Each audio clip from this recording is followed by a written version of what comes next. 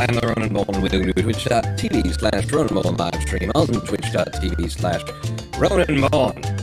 It's bothering me. This book that I just got is it's kind of like it's warped a little bit at the bottom. Oh, hey, I got a new book. It just came in today. We Are Legion, We Are Bob. It's got this incredibly, like, I didn't know they could do this yet, but they've actually made it so that it's, like, holographically transparent on the novel that allows light to pass from behind it and actually behind me through it. That's what's going on here. Not any chroma key effects because it's yellow-greenish. But We Are Legion, We Are Bob. Harvey, HSC Gaming, recommended this to me quite a while ago. I think I might have recommended it to all of us on a show, on a stream. It's been on my list of things to get, and we were making an Amazon order here at the Pullen household. And so I did, and now I've got We Are Legion, We Are Bob to read. My audio needs a reset? Mother. Jesus. Is that better? Is that better after the reset? Sound is breaking. Sorry about that. Electric Pants KSP, hello. The Like 89 8.1, how's it going? I was starting to worry that you died. Yeah, I've been behaving like that in terms of not streaming, haven't I? Yes. Yes. All right, it's better now. Thank you to Like 89 for the cheer. But on stream, it's hard to make, a living. But I've just been not streaming, haven't I? It's just, I don't know. I haven't been feeling great, Who is, really? 2020?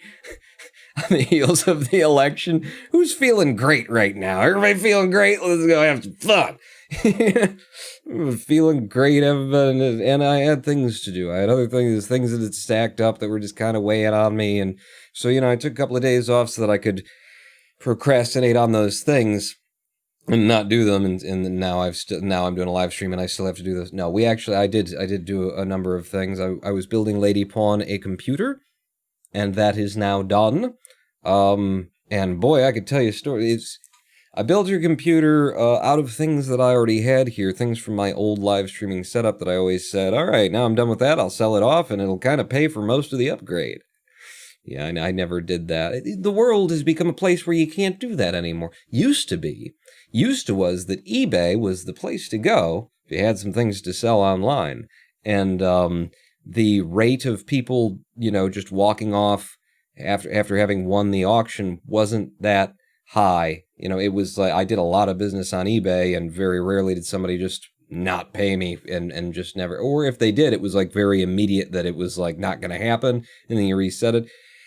eBay now takes 10%, I think, of the sales. It used to be 2%. There's just like nowhere to like sell a thing now. There's no like internet yard sale. It used to be eBay, and now eBay is a ripoff and doesn't work very well, and it's overcomplicated. It never got any better. It was always like, Jesus, this is a lot of fields to fill in just to sell something, and then you go through it. It takes you 20 damn minutes to make a listing, put it online, wait a week, it sells, and then the person doesn't pay for it. So eBay doesn't get it done. Craigslist can be useful if you're not living in a global pandemic. Those cell phone apps, that you get, and it's like, just come pick it up, I don't want it anymore. Those can be great if what you're looking for is like 1,000 responses to your ad that have the default, all I have to do is press a button responses. Is this still available? What's the price? Is this still available? Is this still available? Have you sold it yet? Is this still available? Is this still available? And if you want like constant replies that you then, as the seller, have to like respond to in case they're legit, and then but thousands later no one has been legit and nothing has happened because it's just too easy to say, is this still available? And then by the time you respond, they've moved on and are asking someone else if it's still available, and then 3 weeks later they've forgotten about it anyway. It's just hard. It's hard to sell things. So I decided to build Lady Pawn a computer out of things that I had intended to sell and just haven't yet. Electric Pants is lurking. Audio needed a reset. Pawn a stream. Yes, we're going to do a stream. It's going to be incredibly boring. We're not going to do any speed running.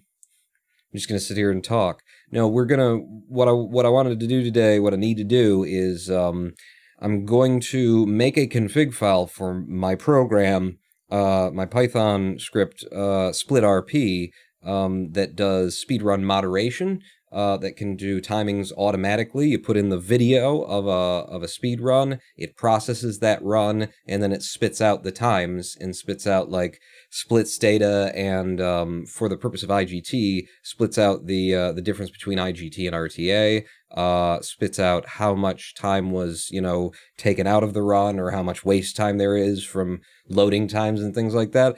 Told the people in KSP Discord server that I would make a config file for KSP. We use it for Cluster Truck already. Cluster Truck's leaderboard is managed to update these boards and give us IGT times in part using my application for doing it automatically, and in part by going by hand through the runs and cutting them between 90 different levels and stuff like that. But I said that I would update and give them a file to work with, and I'm going to do that today, and I'm going to do it on stream. And what just happened? Who? Zombies on the Bus, 4th month subscribe, and felt weird without a thingy next to my name, so take my money while you bore us. Excellent. That's what I'm here for, is to take your money while I bore you. And thank you for the K-pop victory that I just received. Zombies on the Bus. And Kenneth is here, too. He is remaking his Cluster Truck IGT for KSP. I'm going to make a config file for it, and this means I'm going to have to look at this programming. I have months, half a year almost, I think I haven't updated this program. Just kind of ran out of steam on it. Now I have to look at it and go, oh my god, why did I do it that way? I have a lot of thoughts about how this program could be reshaped into something that's more useful toward its current primary use, which is this run moderation thing. And, if I didn't have to do anything for a living, I guess, I don't know, I would consider sitting down and whacking that program up, but it would probably take me a month to really get this thing updated the way I'd want. Almost done with 2020, bro. All right, yeah, I'm hanging on. I'm hanging in there. Just keep biting down on the wooden there. Oh, sure, 2020. I actually mentioned that today in the Cluster Truck Speedrunners Discord server, and Noah was there and said, "Isn't it funny how we're saying that? How it's like, all right, well, next year things will be better." It's like, is there any reason to think that next year things will be better? I mean, we got an election going on in the U.S., so there's that, but. It really does. It is something that you have to be aware of, that it's kind of just a psychological tool to get you over the hump of how shit the world is right now, It's been a long December, and there is reason to believe maybe this year will be better than the last, Well, can we convince ourselves? A guy called Pi is apparently very high. Bill Nye. Can't wait for 2022 Civil War. I'm not looking forward to, what? I posited recently with Lady Pawn that the reason 2020 has been so shit is because of the 2 2s and the 2 zeros that are in it. Because, I was just reflecting on whenever I think of something that's like just, it exists, but doesn't really have a place in time. It doesn't feel like it should be anywhere. I just throw it out. Probably happened in 2002. I don't know what happened in 2002 to give me this impression. Maybe it's just the shape of the numbers when I look at them. But I think of 2002 and it's like, whatever, what we were talking about was actually, what is it?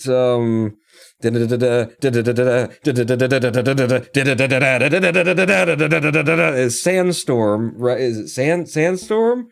We were just talking about that, and I was like, yeah, she was like, what year did that come out? And we were trying to guess, probably 2002. And I just started riffing on, because 2002, it's just this year that nothing, you think about it, 1999, was 1999, end of an era, verge of a new millennium, computers are all going to blow up, the planes are going to fall out of the sky, banks are going to crash, it's 1999, it's also got all those nines in it, you're on the heels of the grunge rock era, things are, they're dirty, but they're alive, and it's 1999, and we're going to party like it. And then 2000, it's the first year of the 2000s, it's a big deal, and the planes didn't crash, okay, but we do still need to fix some of these code systems. And then 2001, I think technically the actual beginning of the new millennium. I think that's how that works, is it 2000 isn't it? It's 2001, because, it's all fucked up. So like 99, 2000, 2001, also some things happened in 2001. Major global things that make 2001, 2002, did we have a 2002? I don't remember. Did we have a 2002? You know? And you could say, well, if 2001 was 2001, then 2002 was probably like, you know, the grueling Iraq war years, Afghanistan, and you know, just the beginning of the removal of America's right to privacy and all this kind of shit. And it's like, I don't know. I don't attribute that to 2002. I attribute to that as like an era that existed. Yeah, and still is, you know, but it was like, it didn't happen in 2002. It just started somewhere around. 2002 is just like this waste bucket of a year where you just dump things, you know? When was the last Backstreet album? I don't know, about like 2002. When did NSYNC have it? 2002? I don't fucking know. Just things that you don't care about. Just throw it in 2002. Nobody's looking there. So maybe that's why 2020 is messed up, and we all best look the fuck out for 2022, because that's even more twos. Although one of the zeros will be gone. Point, have you seen Trump has a $2 Space Force bill? $2 bill? He's as legit as it's, well, there are $2 bills. I used to collect $2 bills. I thought they were nifty because you didn't see them a lot. You know, as a kid, I was like, $2 bills. It's like, yeah, what are they worth? They're worth $2. They're just currents. They're not collectible. They're just $2 bills. But no, I didn't. Space Force bill? Is that, do you mean like a dollar bill or $2 like a bill that we're passing? We're going to give NASA another $2 and see what they can do with it. Keep going, Elon. Like what I don't know what you, was watching your old cluster truck CL videos on YouTube when you just got the game. Really? Episode 3 of that series was very good. I enjoyed that. That's one of my favorites of all time out of my catalog that at least that I remember, was episode 3, the It's Over 9,000 thing. There's Facebook Marketplace and Craigslist where you can get your data stolen and your face stabbed. Yeah, Craigslist has that, and then Facebook, you know, Marketplace. The problem was you're trying to say what it is. The Facebook, I'm done. You know, I'm sorry. I gotta go. I don't know. I watched To Live and Die in L.A. last night, says a guy called Pie. Excellent movie. Surprised I'd never seen it before. To Live and Die in L.A.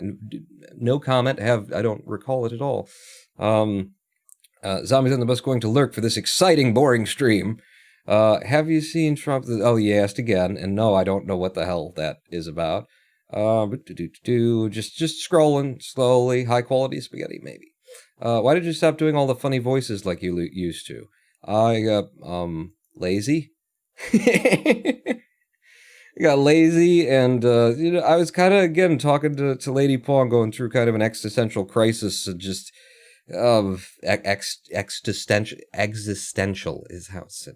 But, you know, just like looking back and looking now and looking forward and saying, what the hell am I doing over here? You know, like I used to, my ethos when I started YouTube, I was like, I had a very specific like thing that I wanted to do. I'd always been, you know, since I was a kid, my parents let me watch comedy before I should have been allowed to watch comedy that was that. And I just been in love with comedy and always wanted to be a comedian and an entertainer and stuff like that. And I just never did. And the reason I never did was because I felt like this societal pressure and it was self-imposed, but this idea of like, is that really worth my time? Of all the things that I could do, I'm going to dedicate myself to trying to struggle and climb up, you know, in a very hard industry to get into, so that I can, you know, help humanity and serve people by telling fart jokes. You know, and so there was like this part of me that's like, it's an art that I respect and that I love and that I see the beauty of, but is it really worth, you know, like dedicating myself to? And it was always just that, like, yes, was the correct answer. But, you know, for most of my life, I didn't know that. And so when I started YouTube, you know, I was all in and dedicated to the premise of, you know, this is an art form that specifically exists to take the piss out of everything that you think is important, everything that you think is real, and that's weighing on your shoulders, and the world's crushing you down, and it's 2020 and 2002. You know, it exists here as an expression and a release and a reminder that no matter what you think is just huge and too big to overcome, it's imaginary, it's illusory, it comes and goes. Wait a couple of minutes, because the clouds are going to pass and then the sun comes back out. And then wait a couple of minutes more and the sun goes out, and if you're in Michigan, it starts snowing, and then it's foggy, and then it rains, and then the sun's back out, and then there's, you know, just fish flopping out of the seas because there's out of the Great Lakes because there's too much, and then the people of Flint are drinking lead water, and then the sun comes back out, and then the clouds go away, and then Trump's fucking elected, and he appoints all these people, and then a shooter comes. Oh no, that hasn't happened yet. But and then the sun comes out. It's transitory. You don't like the wave that you're on right now? Wait a minute, another one's coming. There will be a trough, there will be a high point, and you can either be tossed around on it or you can ride it, and this art form is for that. And so, like, when I started doing it, I had a very clear mentality of I'm here to be entertaining and to just relieve your fucking anxieties about reality, with the subtext of, while reinforcing the idea that whatever you think is real and important is not. There are real problems in the world that are real. Yes and no. Like, there are, but especially coming out of the Zen Center when I started this channel, the premise of the world being real, what are we even talking about here? What world is real? What do we... You've got a world that's in your head. I got a world that's in my head. Which world is real? Because I guarantee you they're not the same. But... I started out with that, and then, why don't I do the funny voices anymore? That's a question I've been asking myself. And, what I've been trying to deal with is that feeling that, like, you could turn on YouTube and find people who are just, like, still doing what they were doing 3 years ago, as though nothing has changed, as though, all that fake world that I was just talking about, as though it's not what it is right now. And they're doing the job that I first set out to do, which is, just create a safe space for you to release and relax and forget. But important to my ethos, to what I wanted to do, was also to, bring realization to, if you can sit down and the world's a piece of shit and your life's going to hell and everything sucks and then you can watch a stupid, silly little video on YouTube that I made, and at the end of that, be laughing and smiling and have forgotten. And then as soon as the video ends, you remember that the world sucks and your life is shit and everything's horrible and we're all going to die. Did you notice how that was real and then it wasn't anymore and then it is again? How it's a state of mind that you're choosing to be a part of, that it's a reality that you're sort of creating while being affected by it. And there's more, and there's depth, and we have real problems, and we have real problems in 2020 in the United States of America, and people are dying almost 1,000 a day, and other people are saying it's no big deal. It's not as, people die. What are you going to do? These are real problems. We have systemic issues that have been around for hundreds of years. And that is sort of, as an entertainer in the comedic vein, in the let me make silly voices and be funny. That is kind of the two heads in my head that butt and are like, I don't want to just be another person out there who's distracting you from the reality that you should be out there addressing, that you should be part of that you should fucking feel shitty about. I don't want to take all of that away from you. And then there's the other head that says, I do want to take that away from you, but I don't want to just take it away without you understanding what it was, because there's a clarity to understanding the nature of all of that comes to rest on our shoulders and oppress us and make us feel like we don't have options and we're in this small space and everything's getting tighter and the world is pushing me down and there's nothing I can do and it just keeps getting worse and I really want to... there's... Once you understand what that is, where it comes from, and how real it is and how real it isn't, there's a clarity that actually gives you freedom that allows you to, like, make it better. And so there's a difference between just distracting people from their problems and showing people that their problems and that the problems that we all share are illusory and that we're not trapped by them, we're not oppressed by them, even though we are, it's again, it's that fucking dichotomy. It's two heads butting off against one another. But, when you're free of what you think they think, what you think that they think about the thinking and the think, you can just do, and you can just be, and then you're not oppressed. Be in a prison cell, but you're not imprisoned. There is freedom to be had in a prison cell. Okay, you imprisoned my body. Big fucking deal. That there's value to that. There's merit to that. That is what I think maybe I kind of lost sight of. And I don't want to go back to making silly voices and silly videos and that kind of thing, unless my art of this comedic form of entertainment is enforced and aware, and that I know what I'm doing, and that what I'm doing is worthwhile, and what I feel is worthwhile in the venue is to remind you that the world isn't real, in order to free you from the world, so that you can go out and fix the world that doesn't exist. So that you can not feel trapped by the world that is absolutely trapping you, but it doesn't exist, but it exists and it is oppressing you, but you're not oppressed by it.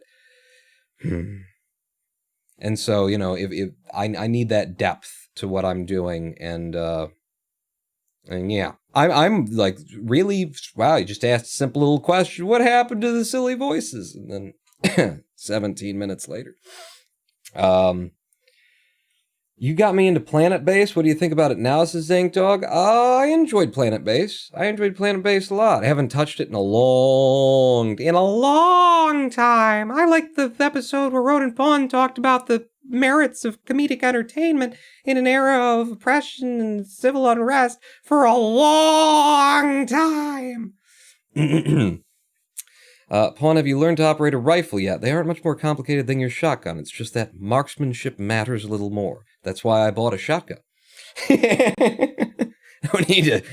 With aiming? Sorry. just why not just a shotgun, Take them all down at once. Thank you for all the past, current, future content. I also tip you 2,000 BAT. Just learn how to use the BAT crypto thing. I had my fucking system set up, and then I took it down because I found out about the Plaid integration in the wallet that Brave had me sign up to, and I didn't like that, so I was like, take me down, get me off, no more wallet for me, not through this company, and now I don't have it set up anymore. So, good. No, I'm feeling great, so let's just put another thing on my list. All right, so, develop a fucking config file for SplitRP, for KSP speedrunning, and then after that, get BAT, BAT online again. We'll just do that. At the same time that I am now a moderator on the cluster truck leaderboards. As of today, as of when I refreshed this page, it was it's staying current. As of 56 minutes ago, I have been added to Cluster Truck as a moderator of the clustertruckspeedrun.com/cluster truck leaderboards. That happened today. We were having a conversation on the Cluster Truck Discord server about timing methodology where it comes to IGT, in-game time. And the big thank you to Light Guy 89. Yeah, I feel good. And thank you for onboarding me, AJ in particular. Sort of spearheaded. It's the second time he's asked me if I wanted to be a moderator, and I've said yes both times, but it just wasn't the right time back then. Now it is. So boom, I'm moderating. Hopefully I can help the leaderboard, push things through and possibly fill in some of these gaps where we don't have IGT, and maybe it'll get me to finish SplitRP or updated it. Not finish it, but update it so that it works a little bit better. It's a little bit easier to interact with for moderation. I don't know. But, at the very least, hopefully I can take some of the load off of the verifiers and moderators that have been trying to do that job. But yeah, we were having a conversation about Cluster Truck speedrun timing around IGT, and the crux of the argument was we've got what we ended up calling, for the sake of the discussion, the built-in auto splitter. If you've got live split and you set up a splits file for cluster truck, there's just an option in live split where you can click to turn on the auto splitter. It's live split actually like pulls down the community's official auto splitter config file, and it watches the memory values of cluster truck as they change, and loads your time, registers your time by that. SplitRP, that we're going to be working on today, no, we'll get to it, was originally designed to deal with what we believed to be the case, which was that people had looked at trying to do cluster truck timing, IGT timing by memory, and it just wasn't happening. Couldn't find the memory values, couldn't find consistent memory values that were the same across every install, so couldn't locate what needed to be used for the timing. So I started SplitRP probably a year and a half, 2 years ago, the first version that I wrote and finished that wasn't particularly good. It was good, but it had a chance to fail. And if it has any chance to fail while it's splitting, it's not good enough by my standard. It needs to be a fucking 100%, at least under the conditions of it's a 1920, 1080 screen, certain bare minimum, it's got to be 100% perfect. So I ended up rewriting it, but that was designed in the first place to be a live splitter. It was going to be a live auto splitter. You'd open live split, you'd open SplitRP, and SplitRP would watch the screen, because that's how it works. It would watch the screen and do the splitting based on what it saw for you. And SplitRP now does that for 1080p, PCs running at 60 frames per second. It works very consistently. That said, it's a little bit slower than memory value. It's a fair bit slower in computer terms than memory values, for a number of different reasons, starting with it has to watch the screen. And I figured out a way for it to watch just a small portion of the screen, and still be able to verify that, still be able to see what it needs to see and not confuse it for something else, and be able to do the splitting for you. But it still has to watch the screen, analyze the screen, compare what it just took a screen grab of, against a image held in memory, which I think, depending on how you configure it, it may mean additional processing as well.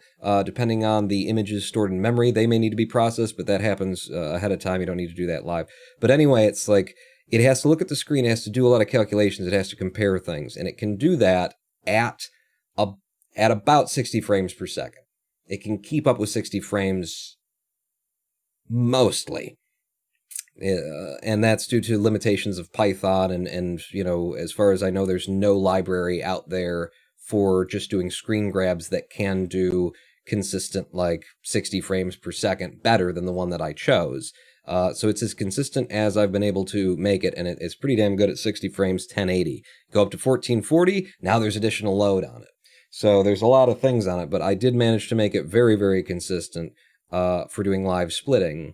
And then the community managed to find the memory values that it needed in order to make this auto splitter that's built in now to live split. Just click on a button on live split, it's on, it's watching the memory values of cluster truck, boom, you got a splitter, don't have to fuck around with downloading my program, installing, etc., etc., etc. Will we get to it before or after a live stream break? Probably after the live stream break. Oh, hello, AJ. So yeah, I made that, and then the built-in, what we're calling the built-in auto splitter, was being worked on at the same time as I was refining, as going back for a second pass to make it into what it is now, and they've managed to find, all the contributors to that process managed to find the right memory values that made it work very, very well and very consistently. So the conversation that we were having was about whether or not we should rely on the built-in auto splitters times if the times are on screen through live split and it's in IGT mode. Then we can see the built-in auto splitter splitting and just rely on those times and use those on the leaderboard. And my position was that we should use VA, so we've got BI for built-in and then VA for video analysis, which doesn't necessarily have to be using SplitRP. But it is, taking the video that's submitted and cutting it down to the actual time that is represented in the video in those frames. And my only real argument, we talked for just fucking ages, we got pages and pages and pages of taking positions and counter arguments, and it was beautiful because it was just like the best debate you'll see all year in an election year. In America, anyway. It was the most civil and straightforward, and here's my position, and that's your position, and I disagree because of this, and oh, well, actually, okay, so I understand what you're saying now, and I can see how that makes sense. But I still think this, it was just like, it was a civil, logical, sensible debate, which you don't get these days, certainly not on the interwebs. But my position for VA was that video analysis, whether done by hand or automated with SplitRP, is based on the video that you have, which is the only evidence that you have of the run as it is. Whereas relying on the built-in auto splitter is having faith in the built-in auto splitter, that it's functioning correctly, that it hasn't been tampered with, that the computer isn't running a little bit weird, that, like, you just have to have faith in it, because what it's giving us back are sub-frame timings. The built-in auto splitter can see a memory value change in memory a lot faster than the video analyzer can grab a screenshot that, the value in memory may change before the screen updates. So you've got that time, then you've got the time for the screen to update, then you got the time for the video analyzer to see that. If it were running live, and in post-analysis, it comes down to the speed of the recording. So if you've got a 60 frame per second recording, then we have, I think that's 0.0013 seconds per frame over the course of a second, something like that, if I recall correctly. Or maybe it's 0.006 for, I can't remember, 60 and 30, I can't remember off the top of my head. But so, BI is going to be faster, and it's going to hit it more accurately on when something happened in the game. But my argument was that the problem is that's unmoderatable.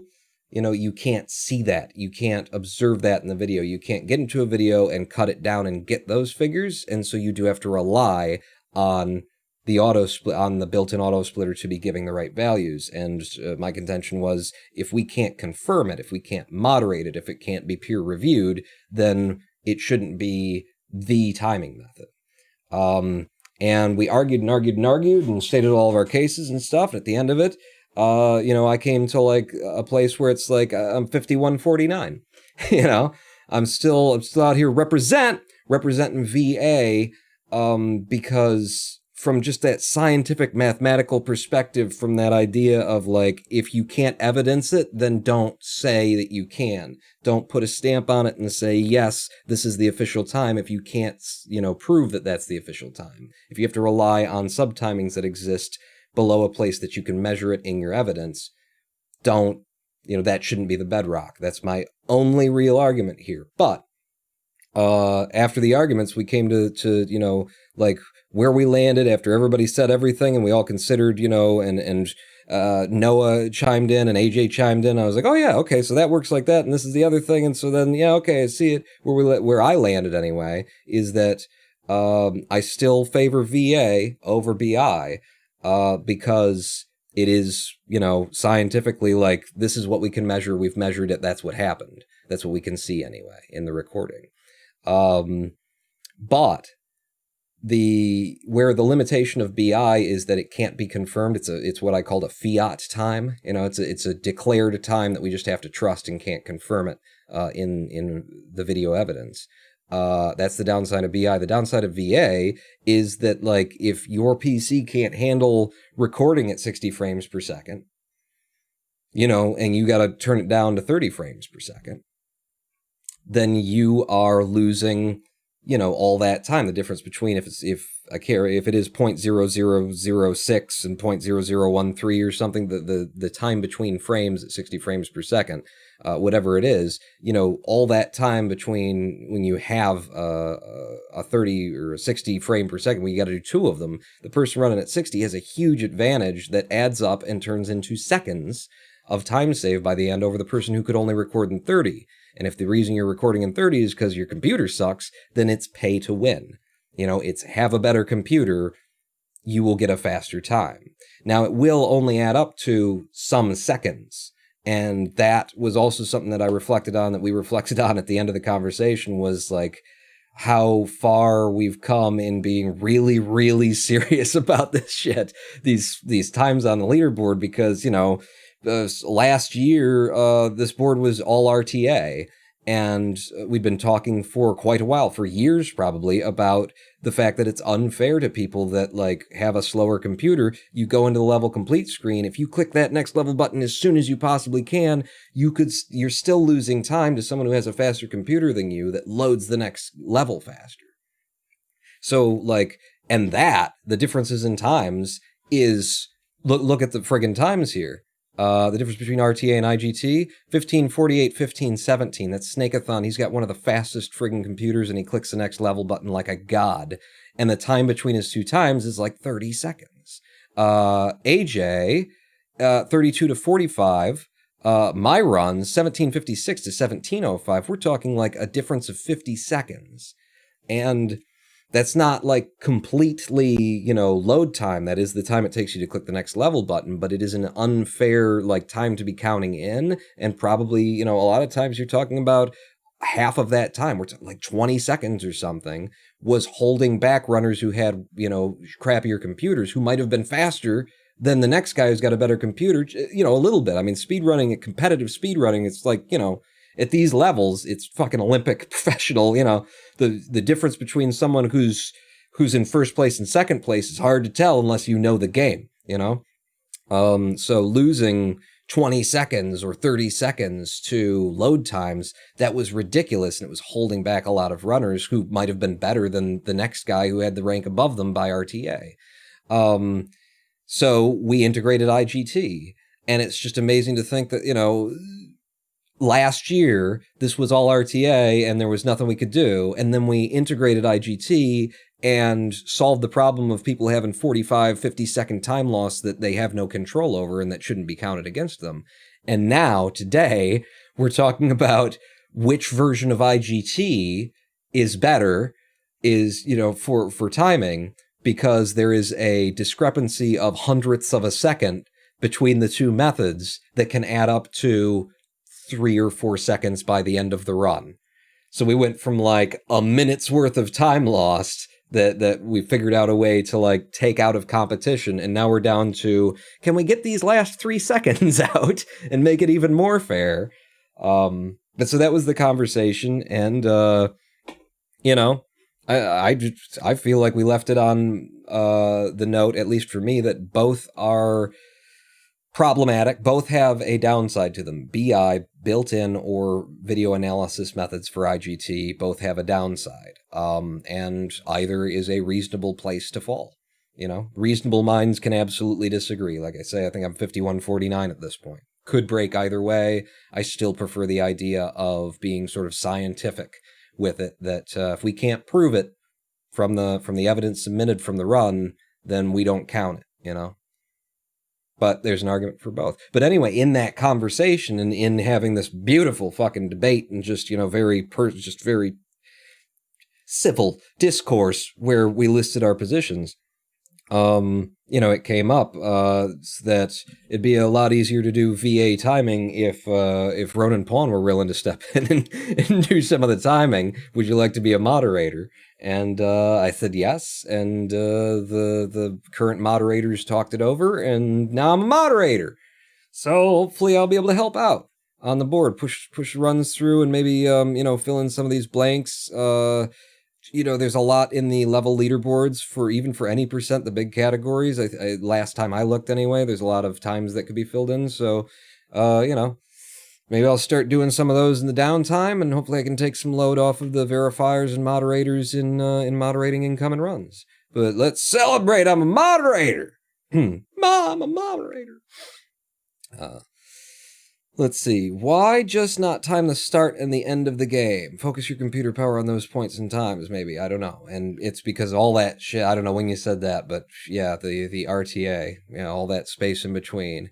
Time from start of the game, so Kenneth says time from start of the game to end of the game includes loading time, which depends on your computer hardware. And we took that away. We managed to do that with IGT, so, and all the serious runners do consider IGT to be the category, because it removes all of that from it.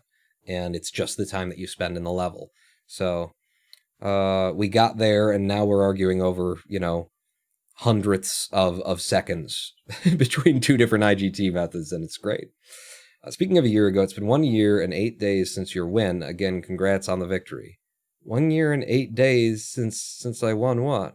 It's been 12 days since you laughed at me, looked in your eyes, something, said I'm sorry. What? 1 year and 8 days since I won. What did I win? Where's my prize? Give me. Was there money involved? Because I didn't get shit. ILs have a lot of gaps. Yeah, I think I will, and ILs are the easier of the things to confirm, so I'll probably spend some time just knocking out ILs and getting the VA time anyway. Yeah, the VA times for those, which is the time it's the only time that we can get for runs that weren't running the IGT timer, that predate the IGT timer, or just, it's easy to even forget once the IGT timer and the built-in timer existed. I've made runs myself that I was like, oh crap, thank God that wasn't, my new PB. Because I didn't have the right timer showing. Seems like a lot of progress since I started following. Yeah, it's, the more and more seriously we take it, the more and more seriously we take it. More and more legitimate it really is. It's a pity Apollo hasn't produced any real content since then. Oh, is that the content? Okay, I see what you're talking. I see what you're talking about.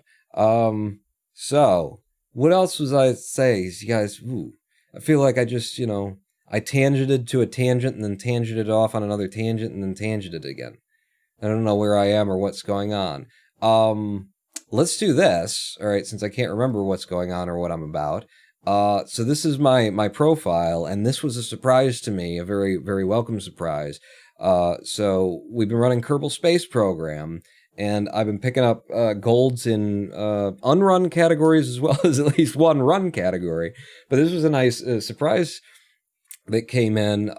I submitted my 100% science run, and that's a world record at 1 hour, 57 minutes, 20 seconds. And Electro Llama, moderator of the of the Kerbal boards, took that run and retimed it, 1:56:09 to, for the all-round trips category, where you don't have to unlock things at the end of the game, and submitted it there as well. So literally I had this submission in for Kerbal Space Program, and I think I put in the description of my YouTube video or something, this is going to be 3 concurrent world records that I hold in KSP. Holy crap. And I wake up and I've actually got 4 concurrent world records in KSP. And so thank you to Electro Llama for doing that. And I understand the reason that because I didn't ask for that, I didn't even think about doing that, but is to populate some of those unrun categories on the leaderboards, and hopefully more runners and more players will be interested in speedrunning those categories, when there's a method set that you can watch and then, iterate on and compete against. So hopefully, filling up some of these unrun categories will get more activity in KSP speedrunning in the future. Wait, you have 4 world records? Yeah, in KSP. Now, that said, no one had run this category, no one had run this category, and no one had run this category? Yeah. So this is the one where I actually, competed against somebody else. But these were me, just trying to drive it down as much as I could, knowing what I knew at the time, and building up, because right now, we have completed the old sub-goal, where I had to click over here, and then scroll down to there, and then click there, and then put the sub-goal up. We have completed the sub-goal Land All Planets KSP, and because I haven't run a sub-goal in a while, and I haven't been streaming a lot, there go the subs, but we've completed that. When I said Land All Planets KSP, I meant I want to do the 100% category of KSP. So technically this is complete, but I'm not done with this, because I also intend to run 100% career mode. And my hope, my goal for 100% career mode is actually the science time here, 1 hour and 57 minutes. My goal is to do 100% career mode in less than 2 hours as well, because this was not a particularly great run. We'd been building up to it. We'd been struggling, trying to find a ship that was just right, trying to get the science together to buy the right ship at the right time. And I finally got a run that was like, it got all of the main points in, and it went sub 2 hours, which was, kind of difficult. We were only like 5 to 7 minutes, something like it was between 4 and 7 minutes, depending on the split ahead of my previous run that had ended at like 2 hours and 14 minutes, 2 hours and something minutes anyway. When we came in with this, but because I did it right and brought back enough science, I was able to end it instead of having to load up and schlep out to Minmus and try and collect more science for it. But it was like we weren't that much ahead of my previous run, so I decided to call it there and take what I've learned in science mode and iterate on that in career mode. And I think that career mode can be done in about this time or less than this time, based primarily on how quickly the top runners in the, let's go over to Kerbal Space Program, in the all-round trips category in career mode, Mr. Shannon in all-round trips, 112, Ultimate Steve, 118. These two runs show just how quickly that you can put in this method when you're flying that magic ship. They don't have to get out and plant a flag. They don't have to collect science. Well, in career mode, you got to unlock everything, don't you?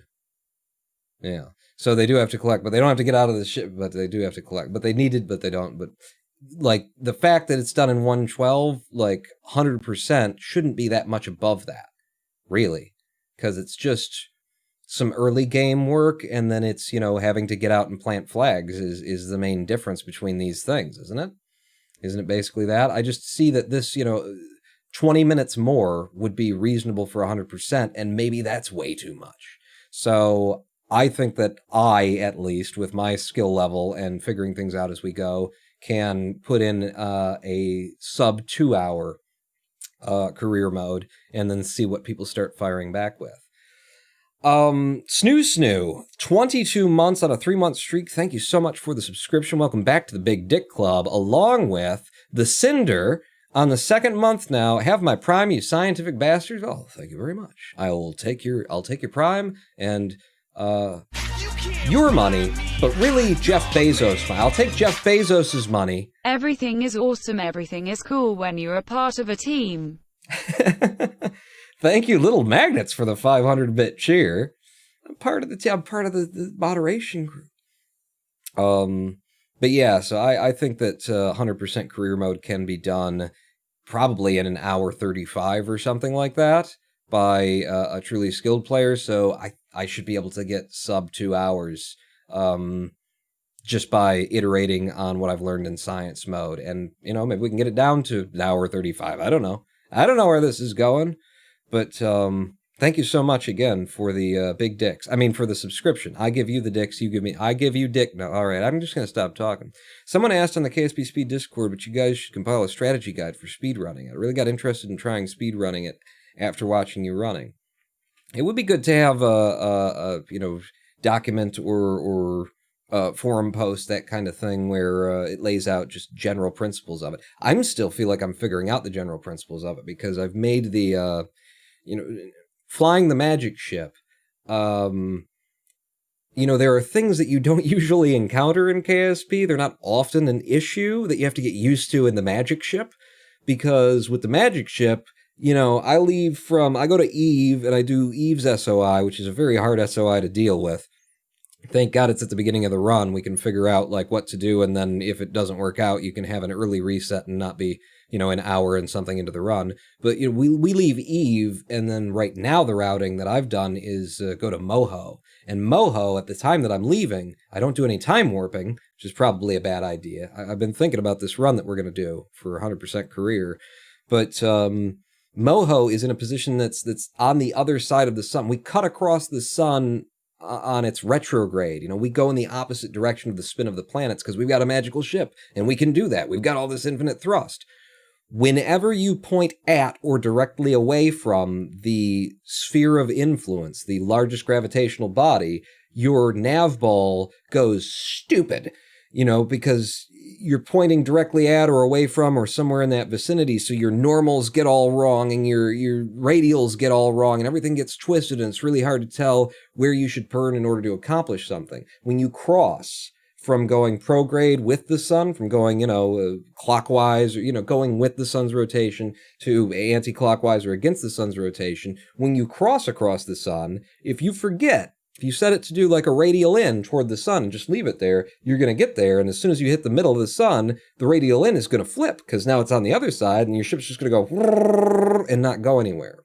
So you have to like hit that radial in, and then F to hold it, so it's not on the radial in anymore. Now you're just holding that point on the ball, blow past the sun, and then get back on a radial out in order to complete it, or just keep burning there. There are all these like little issues that you rarely encounter when you're playing KSP, that maybe come up, when you're doing polar, or if you're deciding to go for a direct landing. But if you're playing KSP as, with any respect for realism, you rarely see issues of your nav ball glitching out, because you're rarely coming directly at the center of mass of your, the gravity well that you're working within.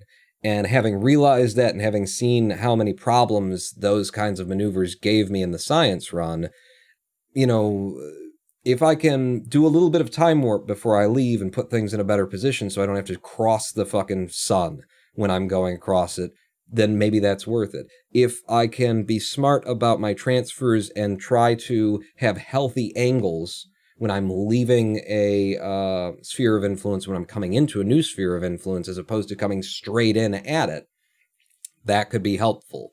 Those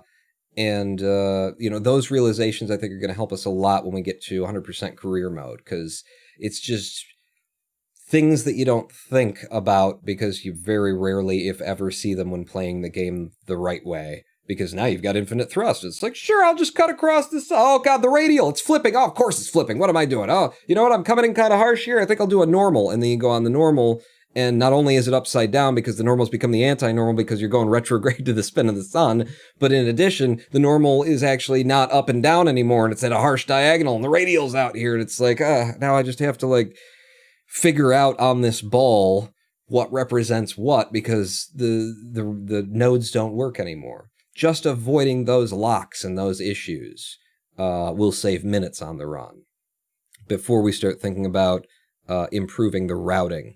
That I think a lot can be done with intentional time warp. You think you got a magic ship, just go. I think mitigating the complications of doing transfers that the game, that the nav ball doesn't respond to nicely, and that the game never intended, trying to make for softer transfers, still going at 60,000 meters per second, sure, but, having them be more legitimate transfers according to the game will make the game happier, which will result in less issues, which will result in better times, is going to be my mentality when we get back to that run anyway.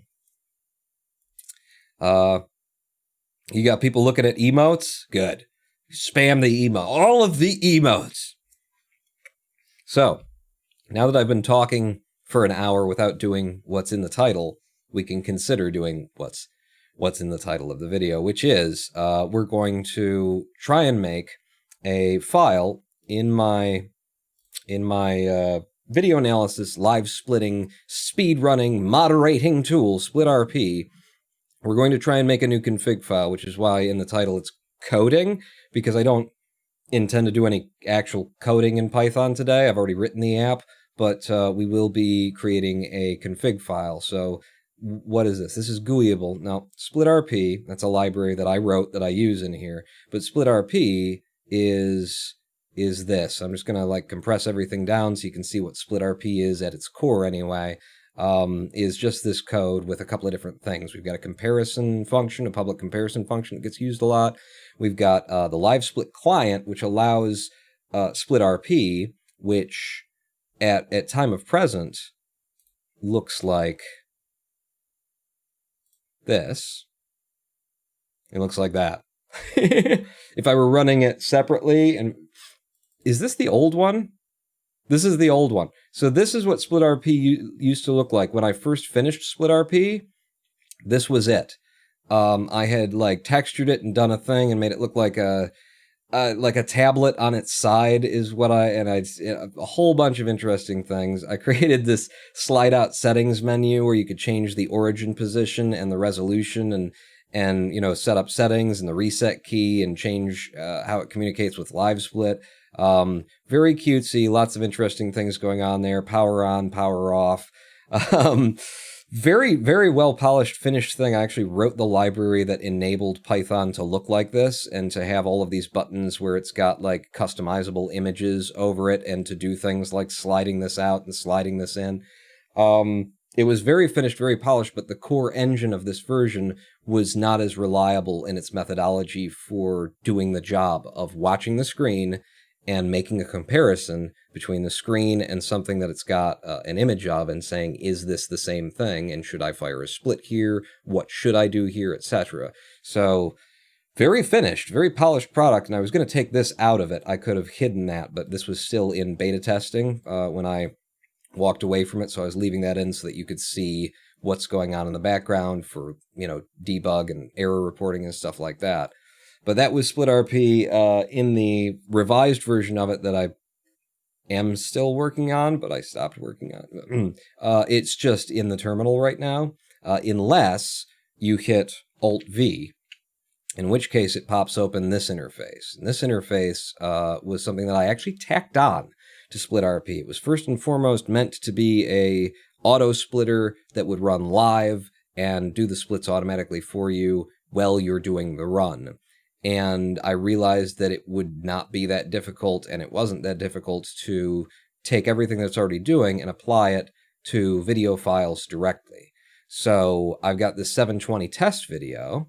In fact, yeah, let's just do is it 20? Let's do 720 test. I think this was Wolfie's run. This was one of Wolfie's old runs of this category. So we can load up the video file, and we can grab here and we can scrub to the start point. And that's helpful because if there's something at the beginning, if somebody, has a reset in their video recording, you don't want it to just process from the beginning. You want it to process from the point at which the run actually starts. We can scrub forward to where the run is actually going to start, and we can go to the end and cut off anything that might confuse, the timing and stuff, and put this right at the end of the run, which will be when we see that white screen on 110. So right in here, or 410 rather, and we can set it there, and then I click the Analyze button, and it's going to go through that video, and it's marking in greens and purples when it finds something to match and when it falls out of a match, because there are two different ways that this works. It finds a match, and then it requires a certain loss of its match in order to release, and it's important for enabling IGT. So once it's done doing the analysis, we get a list here of every single split and its time, the RTA and the IGT. And since this is the first level, it'll be exactly the same. The second level is the RTA is 12.8, the IGT is 12.5, and the waste, the time that was spent in one of these white screen levels, was 0.3 seconds. And that's the time between World 1 and World 2. That's where your waste time comes in there. So it gives you all those, and then at the end it totals them up and tells you that this run by RTA is 2 minutes, 1 second, 501 seconds long, and that is 3,646 frames in total. By IGT, it's 1 minute, 57.169 seconds long, and that's 3,516 frames in total. And the waste time was 4.332, or 130 frames. So that's how it works, and that's what it looks like, and the body of the code is all just in these couple of classes, although this is just like the engine of the code. This is the main core of it. We've got LiveSplit client for direct communication to LiveSplit if you were running this program to, for live, to actually feed into LiveSplit while it's open, which in order to make that happen, you can get LiveSplit over here, and you have to have installed a plugin that server communication so that you can communicate over a port to LiveSplit. Start the server up, turn the program on, and then SplitRP would communicate to it. So that's for that, LiveSplit client. And then we've got a timer that's just a generic class that does a whole bunch of different timing stuff, and some of it is unnecessary, and I was trying to be like all-arounder, like, well, what else could I put into this timer? that doesn't need to be there. We got a class that does the screenshot, that actually takes the picture in the position on the screen that you want to take it, and I built that specifically modular so that, like, if you were calling the screenshot and you were calling for a shot or a set crop, then I could swap this out for a better library. If there were a better library for Python that did screenshots faster, then I could just change the code that's in here, and the usage throughout code would not change. Screenshot.shot, boom, you've got a screenshot. Set crop, boom, you've set where you want to take the image. So there's that. Log event is the system that I came up with to, just be a logger and be able to populate, like, there's a lot of information here that's being recorded and put into its log of what's happening, so that when they're, in development, there's a lot of bugs and a lot of issues, and why is it doing that? So you want a log of everything that's happening. In this verbose mode, it's giving us all of the things it's doing while it's doing it. This enables that and gives you a final tally and log that you can access to ask about it. And that's a log event, which is very often used within the logger class that's actually kind of doing all of this stuff. And then at the end, generate splits that are cleanly represented down here like that. So there's just a lot of little things that integrate with other things in order to just gather data that makes it easier to see how the program is running and if you're getting an error. Then you've got a key input class that just uses a standard...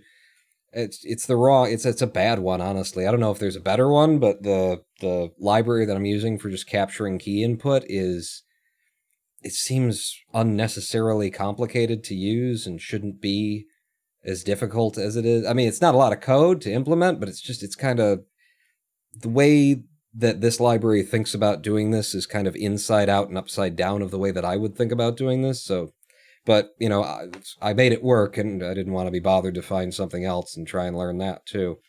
And then you get the main engine of the code that actually is doing the testing and running through these images and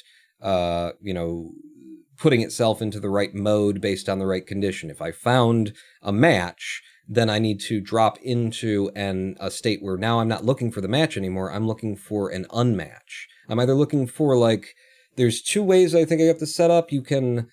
When you find a match, you can either tell it to look for another match based on that match, which would allow you to sort of branch conditions for more specific splits to make sure, well, if you see this, then do you see this also, like in the next frame, or that kind of thing?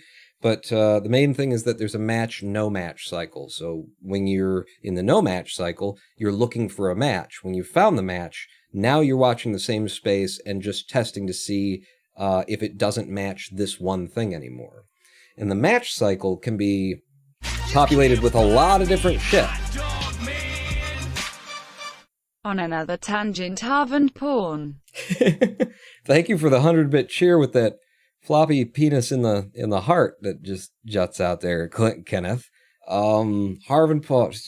Hang on, let me finish this tangent, and then we'll get to that one.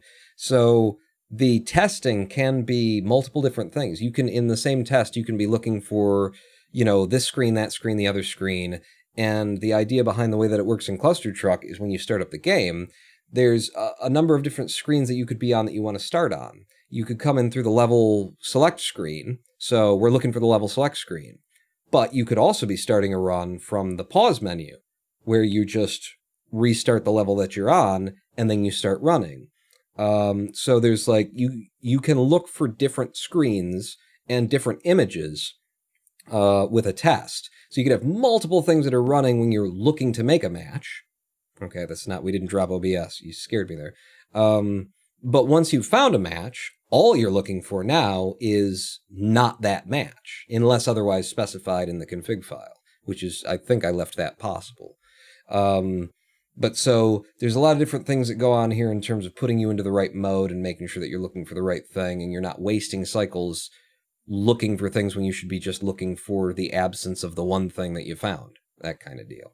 But that's basically, everything that's going on in here, and then there's file handling, and there's the user interface, and there's GUIable My Library that enables the user interface, and then there's the config file, which we're going to end up writing today. But on Kenneth's question, Harv and Pawn, I haven't talked to Harv in ages now.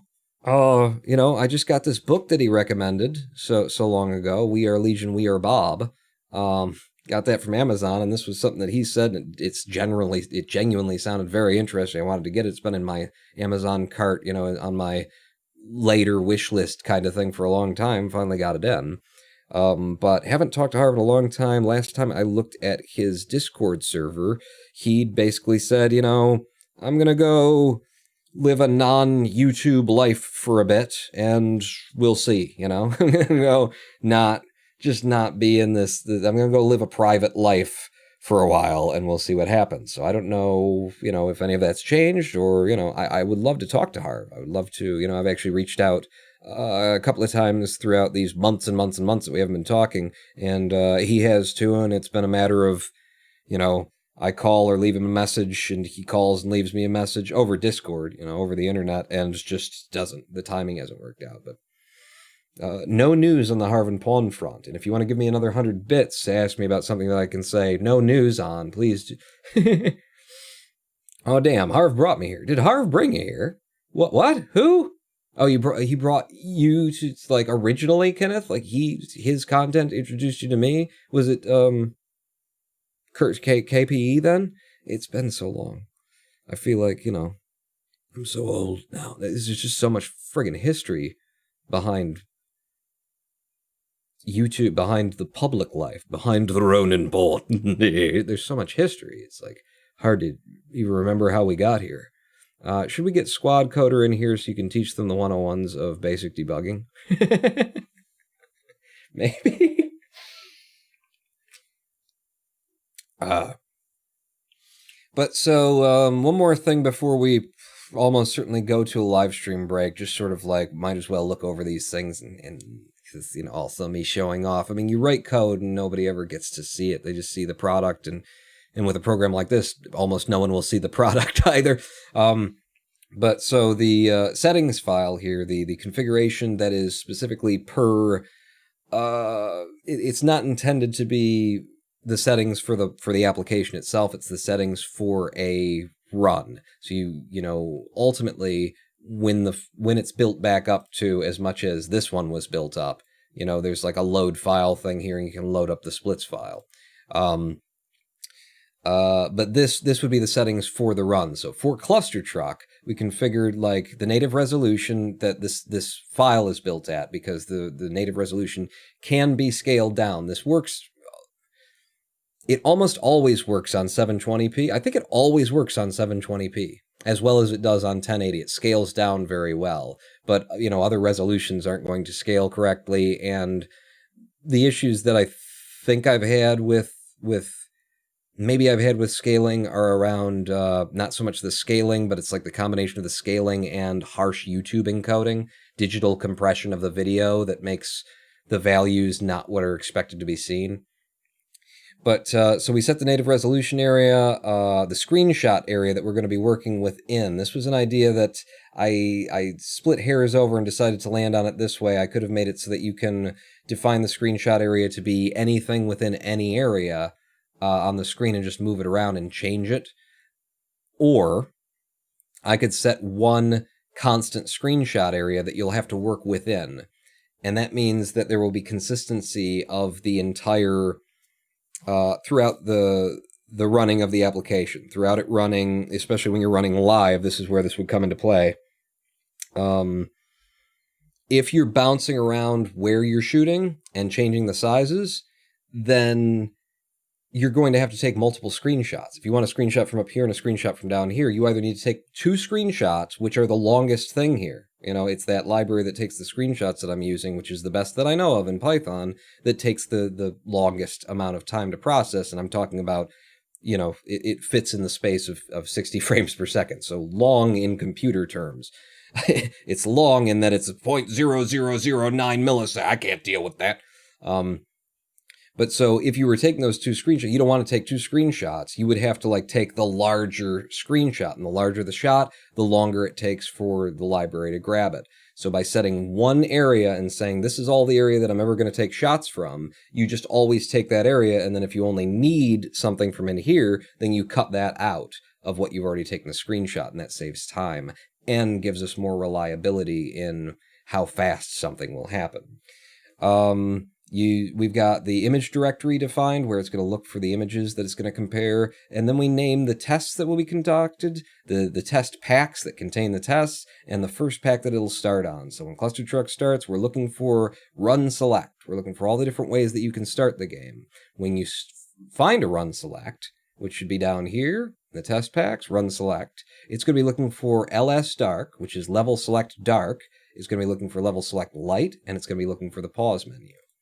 These are the three screens. It's just two screens that you can start on, but the difference in Cluster Truck between what the level select menu looks like when you're on World 1, when you've got, Desert World selected, and what you got when you're like over Hell are so different.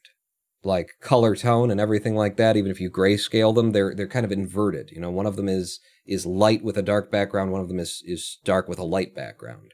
So we use images of both of those two in order to cover all circumstances. You can start from any place that's level select, and you can start from the pause menu.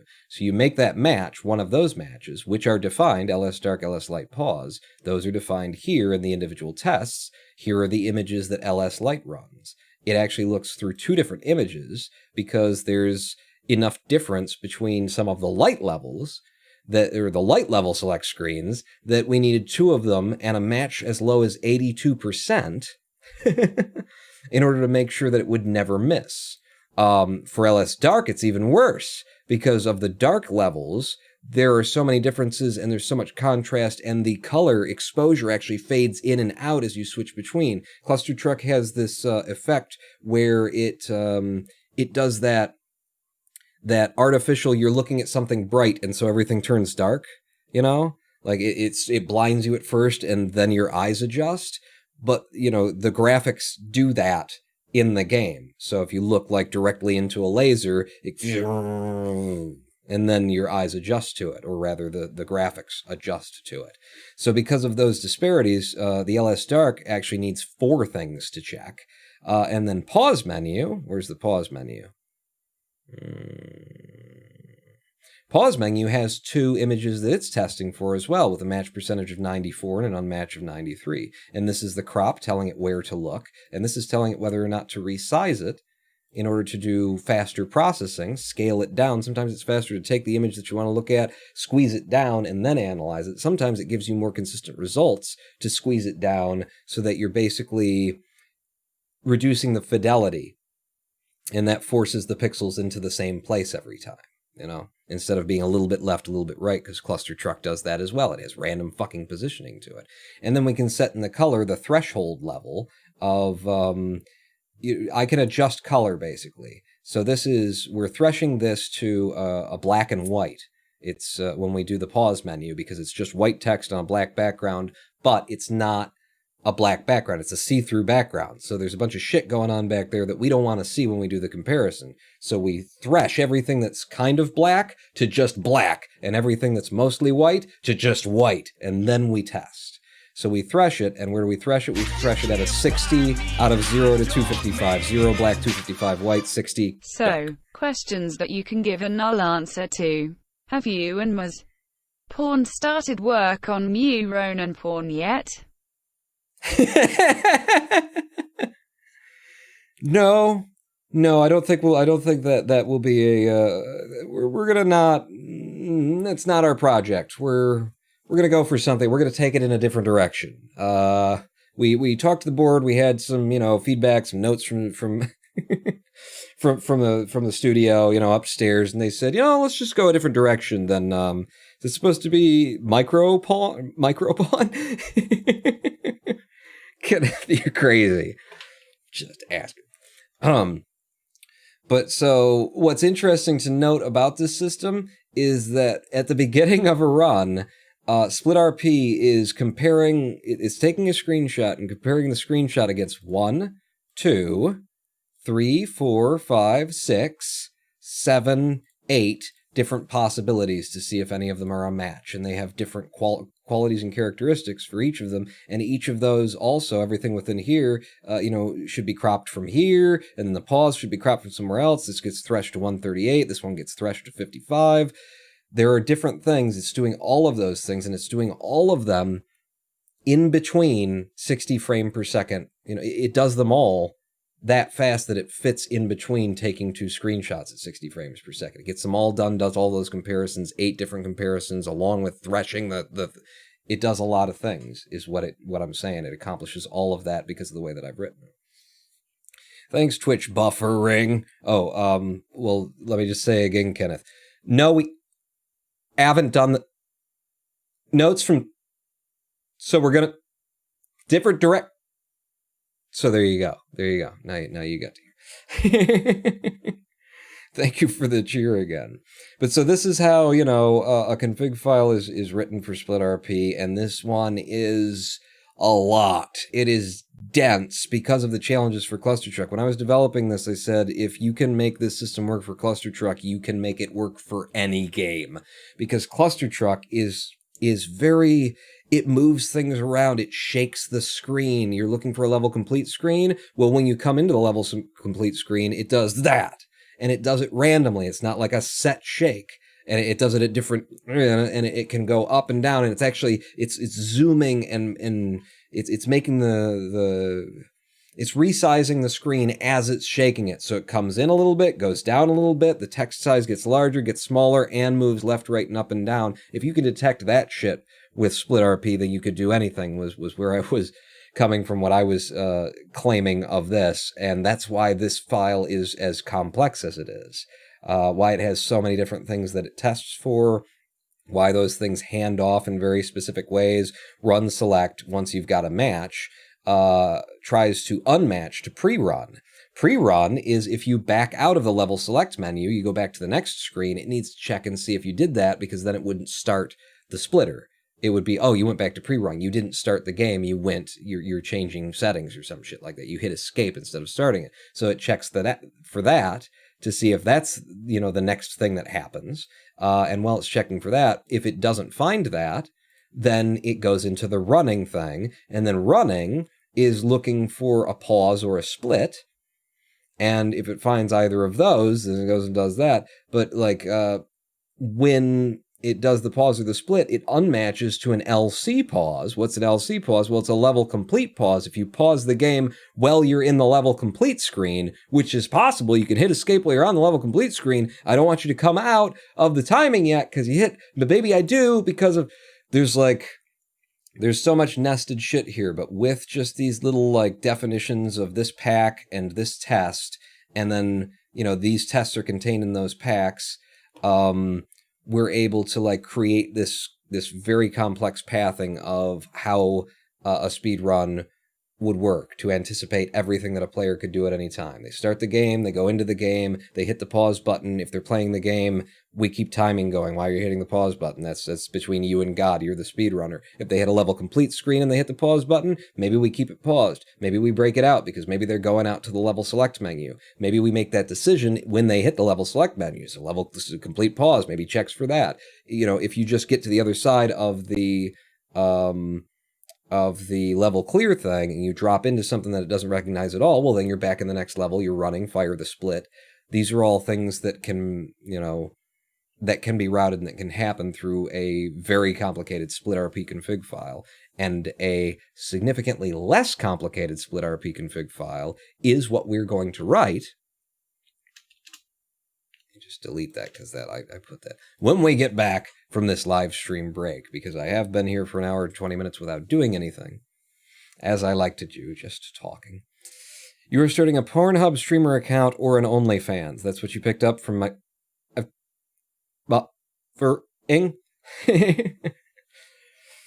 We're going to have a live stream break. When we come back, I will actually just launch in and make this config file, or try to. We'll see if there's going to be some unforeseen challenges. Really haven't thought about it, but hopefully I did my job when I was writing SplitRP, that it isn't that goddamn complicated, and we can just make it.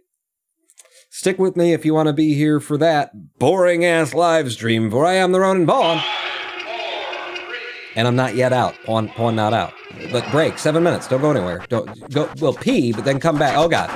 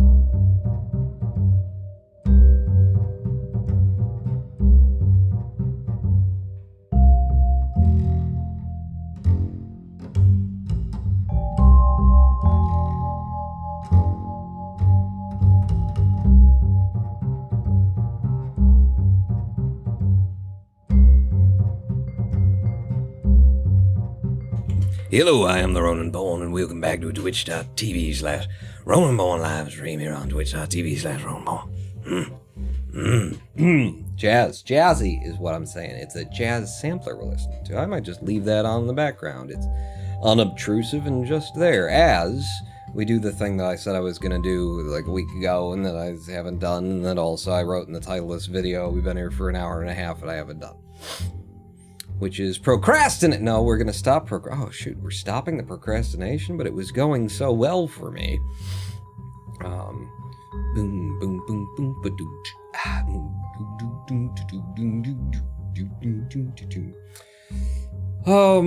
Okay, so Disney? Full Disney. If we're to make a file for Kerbal Space Program that will do a much simpler thing than we're trying to do in Cluster Truck, where the goal is to make a file for KSP that will allow the video analysis part of SplitRP to calculate what the times are that are being lost to level load screens, and then give you the time without those level load screens and the time with those level load screens, give you the RTA, the IGT, and the time loss, so that KSP can consider, using IGT, using not counting the load screens that are vastly different from computer to computer when running Kerbal Space Program, and which account for a lot of seconds on a speed run. I have an advantage in KSP because the new Ryzen 5 3600 overclocked to 4.2 gigahertz has been popping KSP open, especially without any mods installed, just the one DLC pack that's needed for the speed run. It's just been flying, and I watch, other runners in those categories of speed run, and, you're just sitting there waiting, aren't you? And especially in the faster categories, in all the categories, but especially in the categories that are done in like a minute and a half or 2 minutes, the time spent waiting for the game to load up for the first time is an unfair, disadvantage to the person who's doing it on a slower PC. So maybe this can help. There are problems with it, and I've talked so much already. Let's get some work done, and then we'll come upon those. So we've got Cluster Truck RP. Let's get a new file, just a file, and this will be ksp.rp.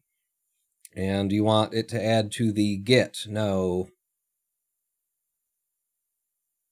Yeah, no. Don't add that to the Git. Let's copy everything over from clustertruck.rp to ksp.rp. And and then I'll have something to build off of when it's time to build off of it. I think it's fair enough that I can go ahead and delete the tests, the test packs, the run select. Live split commands will stay unchanged.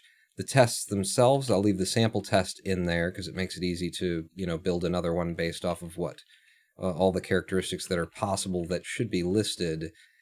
That said, I'm not sure if all the characteristics are listed. I'm just going to leave everything else where it is right now and save ksp.rp. So where we're going to start with this is we're going to open up one of my videos. That's a screenshot. Gotta love my screenshots that I make there. Money laundering for world record. Kerbal. I love that little thing that I did with the hand coming right through the KSP. Oh, I'm a silly boy. That was not. So KSP TTUC, we want TTUS. It's my shortest run, and that's going to be easier to process and analyze, and that's going to be the main problem that I'll be talking about later. Starting again in 5, 4, 3, 2, 1, learning to count.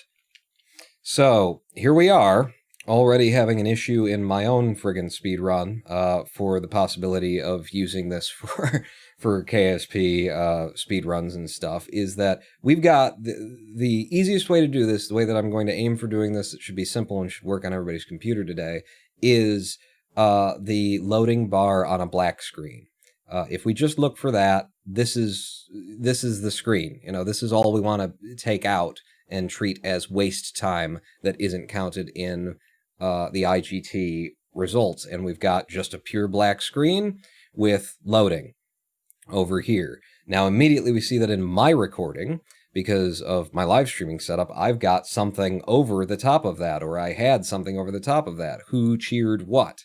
And we've got right now we've got little Kenneth 1 cheered 100 bits, because underneath, if I drop the current Streamlabs overlay, it's little magnets cheered 200 bits was there, and that's in the recording, and so it's like, okay, that means that if I take that whole corner for my own, run, it wouldn't be processable. You couldn't process it there because there'd be something missing.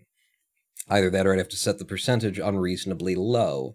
So these are the kind of issues that arose in that, while I was developing for Cluster Truck as well, and that are still an issue for some of the runs that we would moderate using video analysis and using the SplitRP tool, is that, if you've got a particular live split setup, OBS setup for your speed run, if you're doing the thing that a lot of streamers do and have an overlay, and then the run is actually happening in a smaller box in the window than being the full screen, then that would take very specific configuration of a config file to, set up, well, what we want to look at is specifically in this area, and now I need you to do all of the math that would translate the area that we thought was going to be like this down to here, and then translate all of the pixel values to that, and all that kind of stuff, which it is set up to do. I wrote it to do that, but never actually integrated I just haven't gotten to that point in development on this new version, had it in the old version, where you can easily change that and be able to analyze those. But, so that's a small issue for us. The other issue that's going to, be there is that the loading image there actually animates, doesn't it? Give it a try sometime. All right, we'll spam escape button and click. So there it animated right at the end, and then we get it again. It was frozen. Right, kids, give it a try. But at the end, we see it start to move right there. See those little planets circling around. So basically, I can either test for the whole thing loading with the planets moving, and then just give it enough of a percentage where it can be off, where it still qualifies, and then that animation probably shouldn't bother it.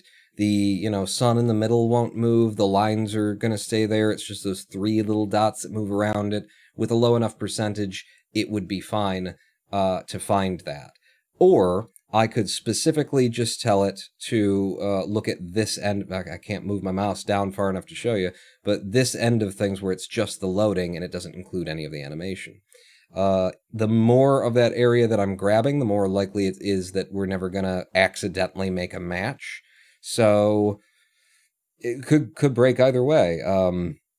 Kind of tempted to do the full area, because, like I say, the animation should be enough that with just a slightly lower match percentage, we'd be fine. And then it would be, it would be an area that includes that rounded, the sphere, the circle, and that would be more hard definition. The other thing to consider is that we can take that and we could thresh it so that it's purely black and white to something that will be very specific, or we could use the color data. There's a lot of different considerations when making a thing like this, but first and foremost, hang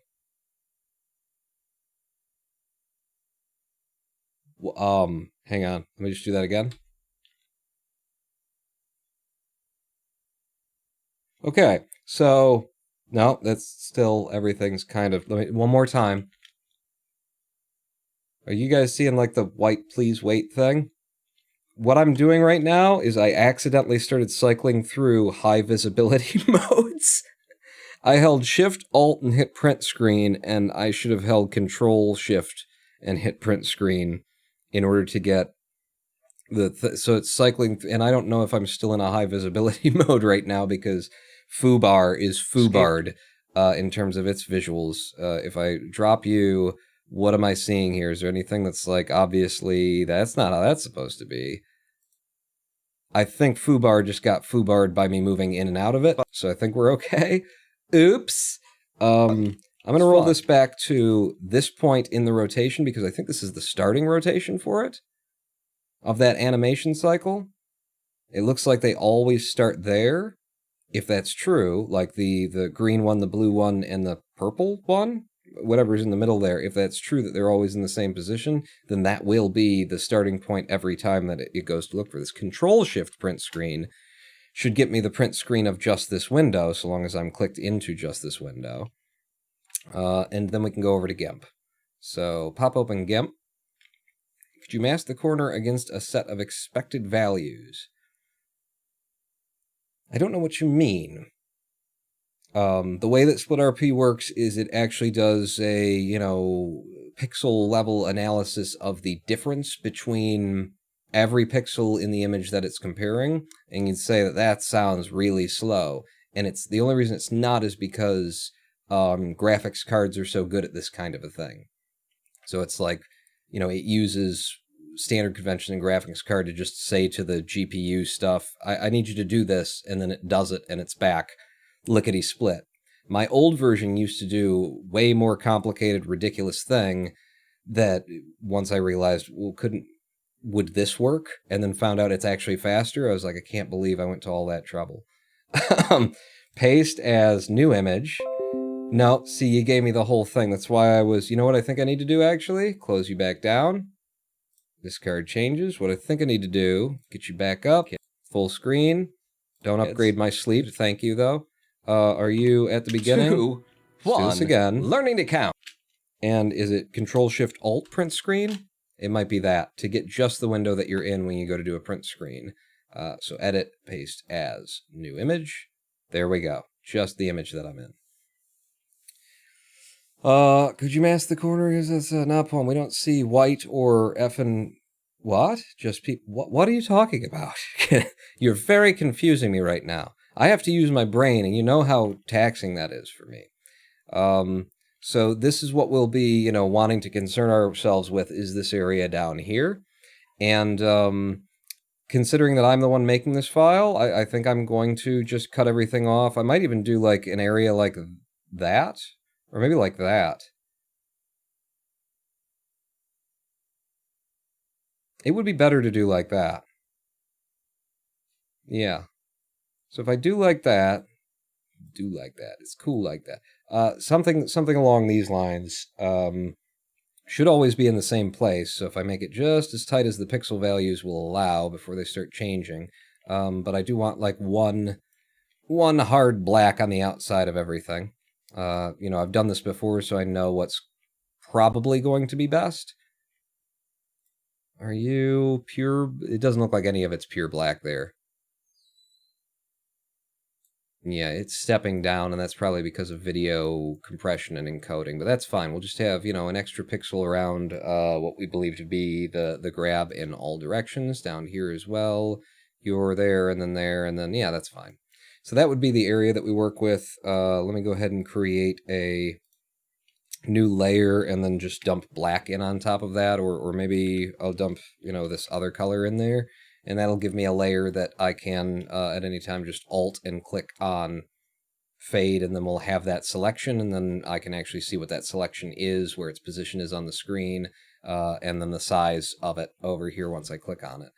So, do that. But one of the things that we could tinker with here if we wanted to, and see if it's of any benefit, or looks like it's going to be of any benefit, would be the idea of threshing it. And I don't think we need to, but, just for fun... If I go to the threshold, not on the fade, did you do something? No. So here, because that's invisible, so yeah, it wouldn't do it. So do that again, colors on the threshold, and then we can actually look at, along this threshold, like where we would get a very distinct kind of a thing between there, and we could actually do both of these characteristics and set it for something that would give us something like that, but trying to keep the loading separate and distinct, that kind of thing. I'm going to say that none of this is necessary for this analysis, so really it does come down to just this is the area that we want to look at. So we'll just do full color, and full color, gives more, it helps, because it's more distinct. What I mean is, can you have your splitter compare that corner to a subset of pixels, like just the ones making up load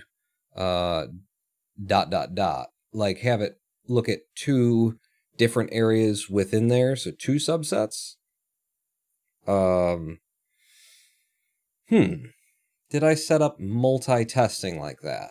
Because I remember considering that at some point in the process, and it's been so long. Did I actually set it up so that you could test one area and then another area separately with a secondary test? I don't think I did, because it wasn't necessary for cluster truck, and it seemed to, complicate it even further.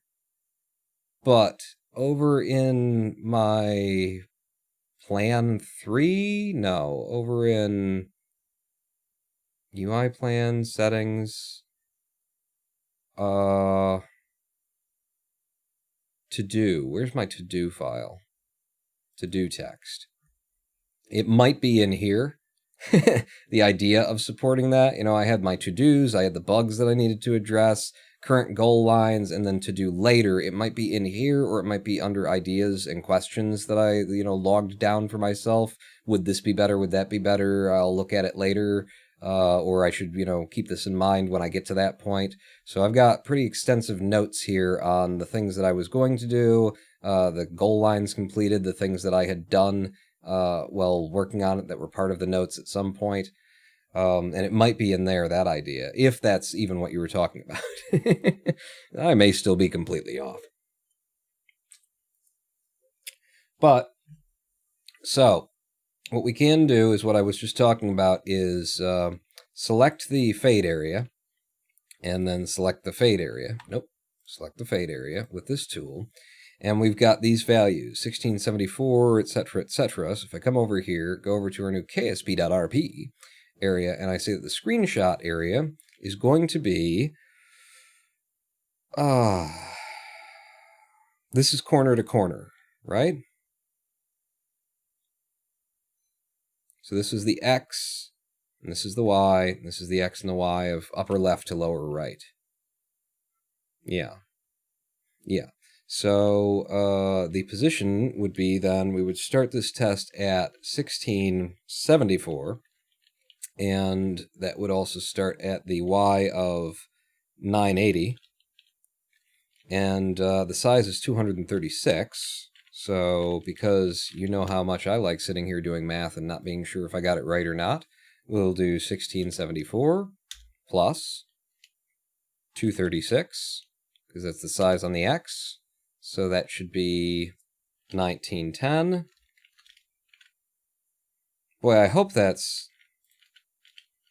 I wonder if that's... I might have actually just done it by size. Done X, Y, and then width, height. Oh, God. Not knowing is great. Not being sure. That's awesome. Okay, crop X, Y, width, height. Yes. Because this is how I was doing things, so it was easier for me to integrate it by just being like, I could just take the values instead of doing math with a calculator. Yeah. So it's probably that. Those values are for down here, but I'm going to presume I used the same structure and format and code for that. So it starts at that X and Y, and then it's this wide and this tall. Image directory would be KSP. Run logging 2, I believe, sets it to verbose mode, which is what you want. Or maybe it's non-verbose. I don't know. It doesn't really matter. I don't necessarily mean dual subset comparison, but a spread subset comparison. Not a range comparison, but a preset series comparison. Still not following. I'm going to go ahead and recommend you give up. Because, are you getting through to me? I don't know. A range comparison, but a preset comparison. Mask the quarter against a set of expected values. I mean, it sounds to me like that's what we're doing here. We're taking an image of what we want it to be, and then comparing pixel to pixel and seeing what the difference is. And the way that works is actually, it's not a complex process. It's literally just we subtract the 0 to 255 pixel values from one another, if I recall correctly, I think is how I settled on doing it. And so... And so the further that you get away from 0, it's an absolute comparison is what it is. It's an absolute subtraction kind of thing. So, if one of them is 255 and one of them is 0, then what it registers is that there's 255, or in other words, 100% difference between this pixel and the next pixel. The pixel that we're comparing against, to the pixel that we're expecting to be there. And just goes through and does that. It just subtracts the 0 to 255s of all of them. And when it's operating on color, that means it's doing it for all 3 channels. I don't think there's an alpha channel. I remember that being an issue, but it doesn't matter anyway. So tests, we'll be testing for, loading is the test. Loading screen would be a test, and then I don't know that there's, I'm not sure what the other tests are going to be. Test pack would be, probably we're going to have a start and a load time, and that's it. And then the first pack would be start. So if we come in here to menu light and we replace it with those values, so we're going to call this instead, the test is going to be called loading. The image will be, let's say, loading1.png. Probably shouldn't need another one. Match percentage of 95 is fine to start. Unmatched percentage of 100. Once you find it, you have to hold it, and so the unmatched percentage should be something probably lower. We'll do 90. The crop within that area is actually no crop at all. So how does this work again for my crop? Screen coordinates at left top corner width height. Screen coordinates.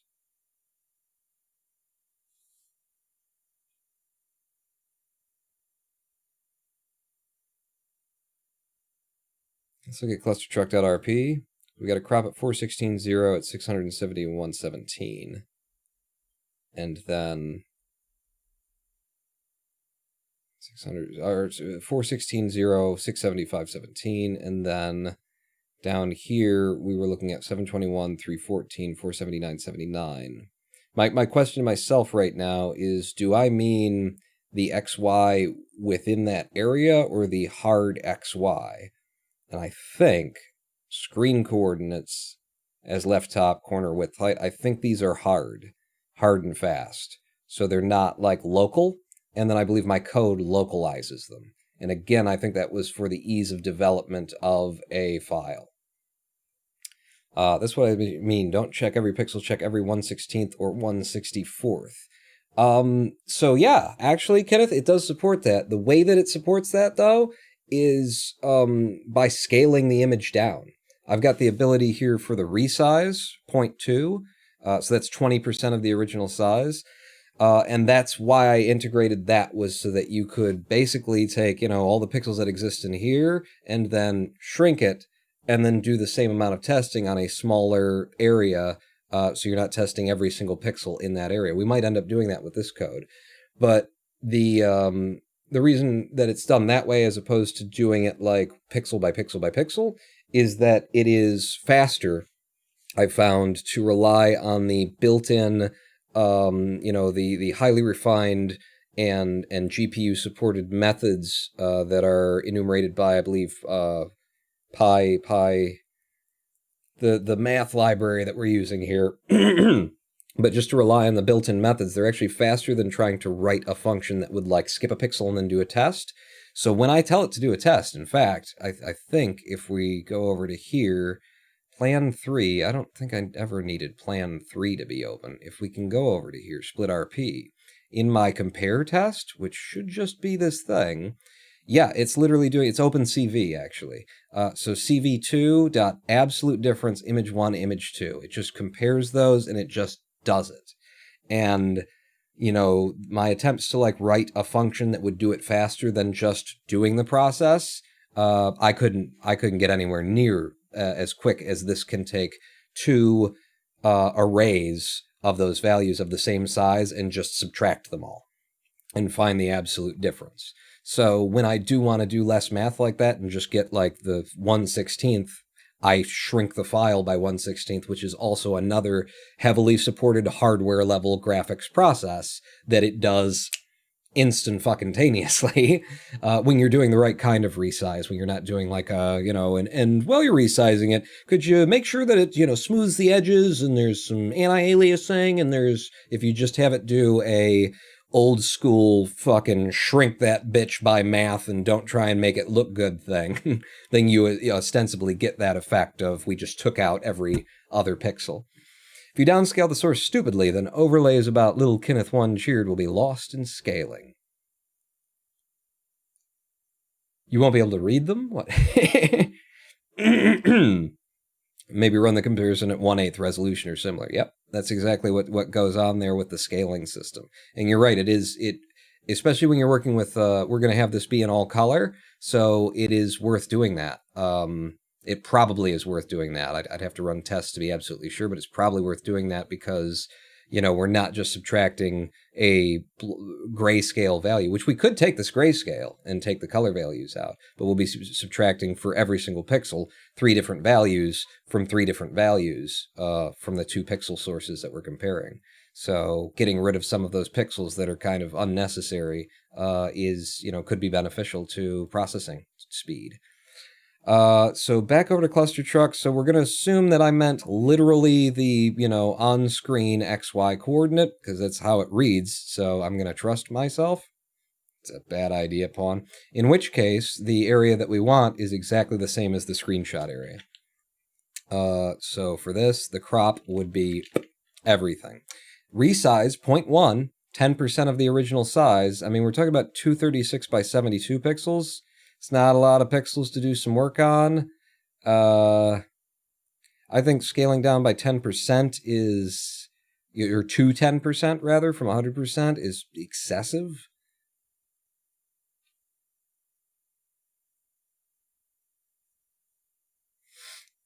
We're not going to do a color threshold on it at all.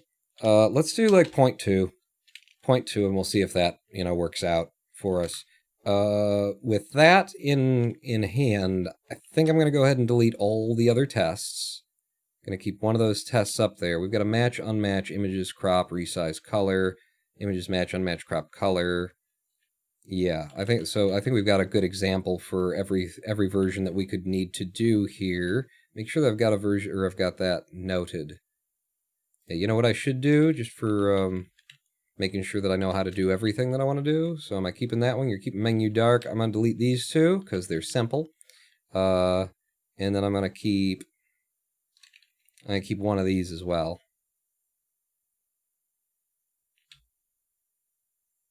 Because that one reminds me, that one reminds me of how I do multiple images, which is with this OR operator.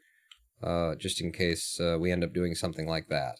So that gets rid of all the tests. We're down to just loading at this point, and then these two are here for, I don't know, because they're here. In fact, I'll consolidate them to that for an example, even though I've got an example above it. And I've got an example above. What the hell you do? Just delete it all, Pawn. Make it clear, make it easy. Test packs. So we've got a start one. So start is going to be looking to match with loading, because that is when the run will start. When you see that black screen, the first frame of the black screen, and you see the loading, that's when the run timing starts in KSP. So we'll be looking for that just to start the run.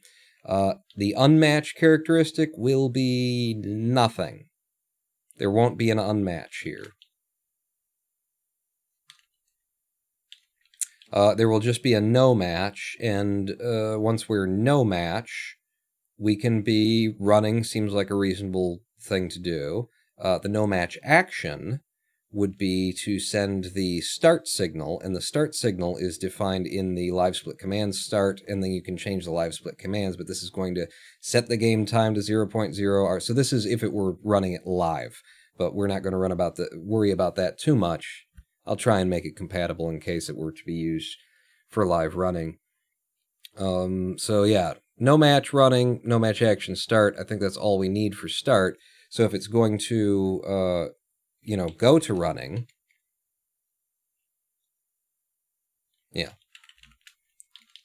Then in running, the match we'll be looking for is, again, loading. We'll be looking for that same loading thing. And when it finds a match, it's going to pause the timer and fire a split. Not fire a split.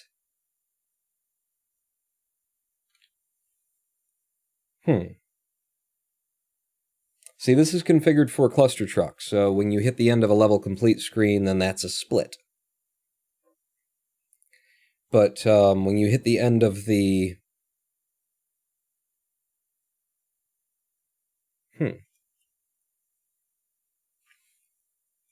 I wonder how that's going to work. We're just going to pause timing and see if that works without splitting it.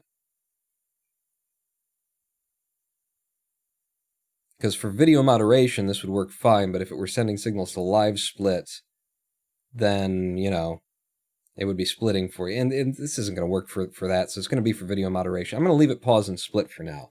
Unmatched, maybe we'll come back and find out later what it does there. The unmatched test, LC pause. Like, it shouldn't be looking for anything else once it hits loading. It should just be waiting to end, so we don't need an unmatch. The no match action, when it no longer sees that it's on the loading screen, is that it goes back to running. Now, if I don't define no match, I think it just automatically goes into the same cycle. Like, it returns itself to running, but I'll put it in here because it's been so long since I worked on this, I don't know. Everything else shouldn't need to be in here at all. So we've got start and we've got running, which means I'll have to add test packs or first pack, test packs. We got start and running, actually. And then the first pack is start. Because we'll just be doing that. We'll just be going between, you know, if it's not the loading screen, then we're waiting for the loading screen. We're always waiting to see the loading screen because that's all we mean to remove here. Yeah. Shit, do you need this to subtract all loading screens but check against the research screen for completion thinking? That is going to be one of the limitations here. It's the limitation in cluster truck as well, because this is written to, you know, calculate the time and be able to remove the load times from it. And that's generic across all the KSP speedruns. The KSP speedruns end differently. You know, just in the categories we've run in the science mode, 100%, if you were to unlock everything in the science center before you return your Kerbal and then land your Kerbal, when you have recovered that Kerbal and you hit the black screen for, like, loading, I think that would be the end of the run. You know? But if you return the Kerbal first, like we do, and then unlock everything, then when you hit the button the last time and you've got it all unlocked, then that's the end of the run. And these are things that couldn't be visually detected for, and that would present too many obstacles to doing it. So what we do in Cluster Truck, which is what KSP would have to do if it were using this tool, is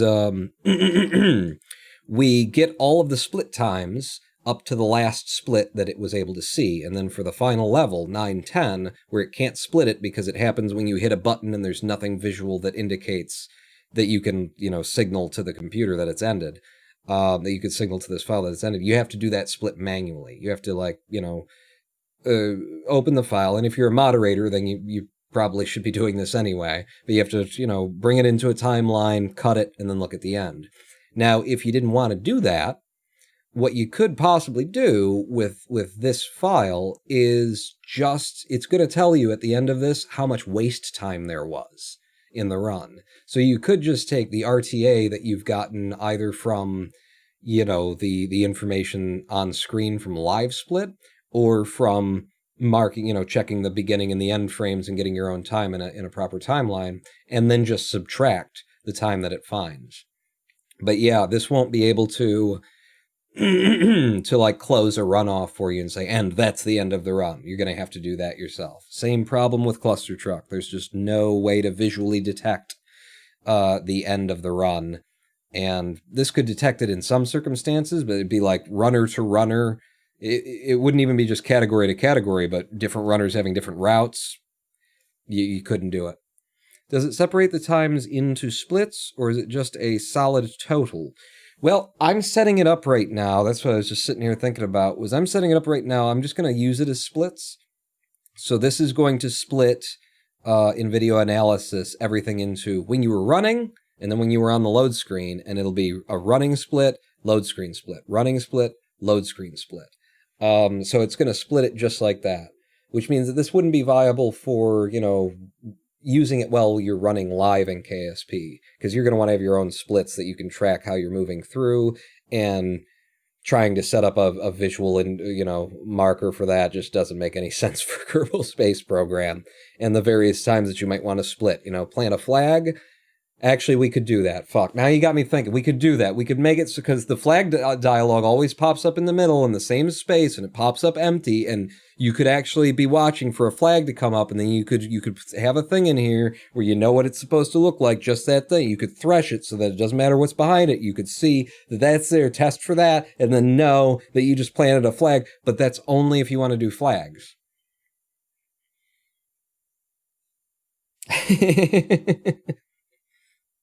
That's not the goal of today. We're just trying to create a file that will remove the running times. But maybe we could experiment with that. You could detect final tier research if the user displayed the final research tier zoomed out. Yeah, and that would be hard because, like a full zoom, does it center it at full zoom out? It still wouldn't be the correct time, It still wouldn't be the correct time. Time ends when you unlock the final tier, so it would be just measuring, and then you zoom out all the way at the very end, unless you do it all while you're zoomed out, which is detrimental to getting the clicks in when you're finishing that run. And then that's just that run. Because, like, in career mode, maybe you come back in and you do all the science first, you unlock that. Maybe you unlock that earlier, then you come back in career mode, and then the last thing that you do is go out into the main thing and right-click and buy up all the facilities, and then what am I looking for? Say, well, you're looking for a screen where all of the buildings are fully, but then that could be the camera could have shifted. It could be anywhere. It could be... So yeah, we're just focusing on taking out the times here, and this file might do it. Let me just look at this again. 1920 by 1080. There's the area we're going to look for. Image directory is KSP. We're going to have to put a copy of this image that we want to analyze into a KSP directory. Run logging set to what the fuck ever. The tests, the only tests, is loading. The test packs are start and running. Our first pack is start. So when we start on start, we're looking for a match for loading, which is going to be loading1.png. We're looking for a 95% match. In that area, it will resize it to 0.2 for just speedier math, hopefully. We can play with that and see what's faster. And what else? So when you find loading, you'll then go into the looking to unmatch sequence. And then if it, unmatches, if it's like, okay, I've just dropped below 90%, which is the unmatch thing, on the match that I currently made, then it will be, okay, we lost that screen. Now what do I do? Well, when I no match, when I unmatch, no match, there's reasons why it's set up like that, why the language is that. But when I no match, I will then go to running from the start. So now I'm looking for loading. And, the no match action that I'll take when I no match is I'll start the run in the timer and in the video analysis, because we're not going to be doing this for live timing. But we'll go into the running. We'll start the timer and we'll do the running.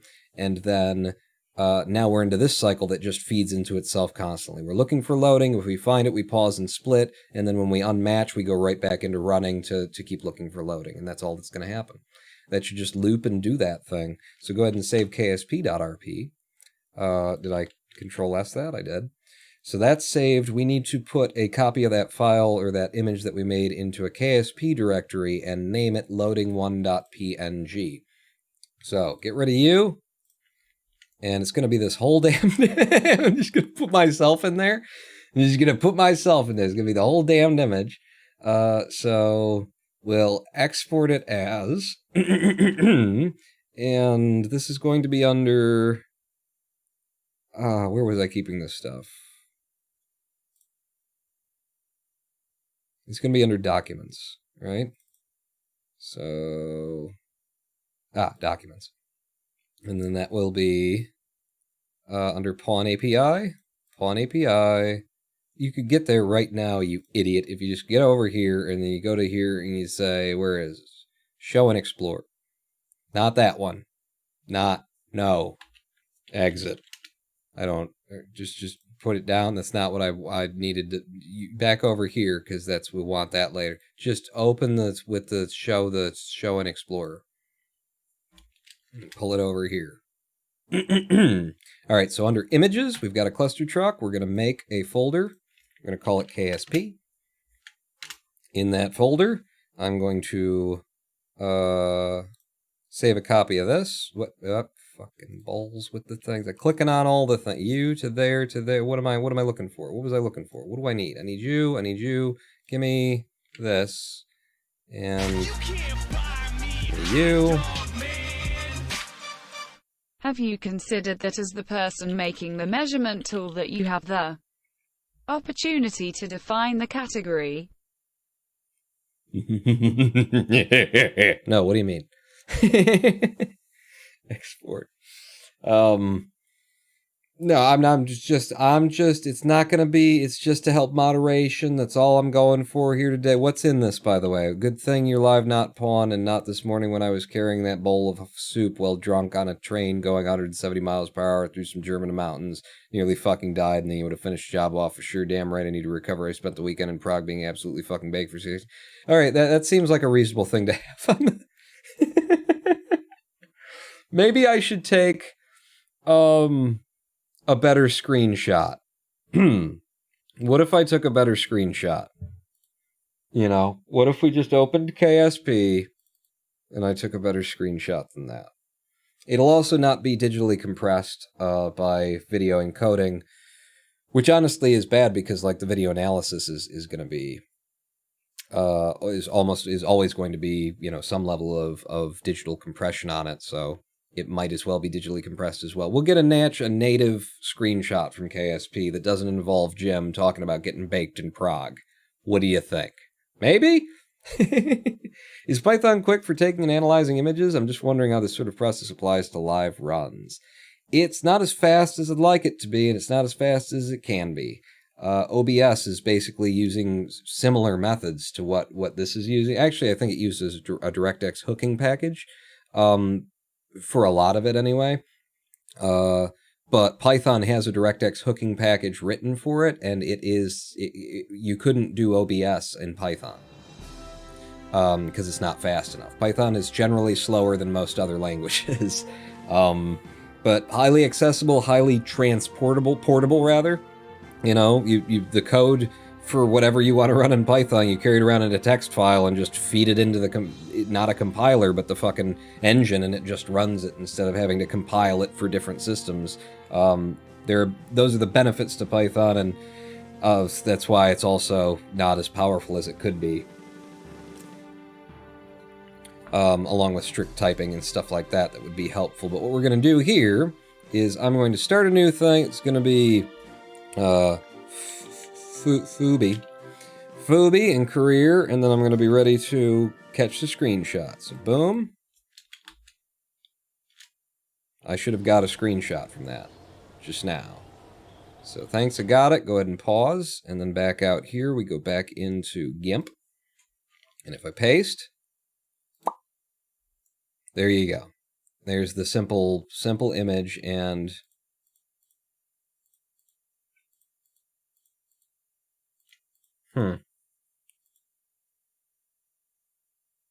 I mean, I caught it as quick as I could. That's fine.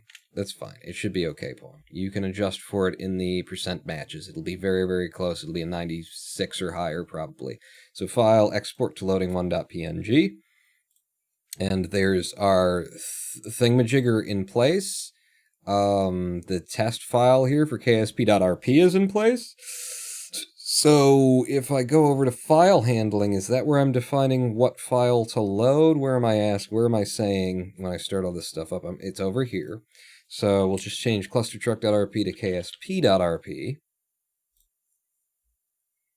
And if I run it, it didn't crash. Good first sign. And now what we're going to do, and this is where we're going to get into like the the limitations of this as I left it off, because this was tacked on. This wasn't the intent. It's just I realized, wait a second, I could do everything that I'm doing for live running in video form, and I'm sure Python has a library or just supports importing MP4s and stuff. I looked up, and sure enough, and so I imported the MP4, changed, tweaked and tinkered, and in an afternoon made something that was designed for live running do a video analysis and give results in a way that, it's legible and easy and stuff. But because it wasn't designed for this, and this UI is a big work in progress that's just slapped in there to have something to interact with, we're going to have, the problem is going to be the timeline. So first off, let's go over to my storage on D. Let's look at my D. It's going to be under YouTube.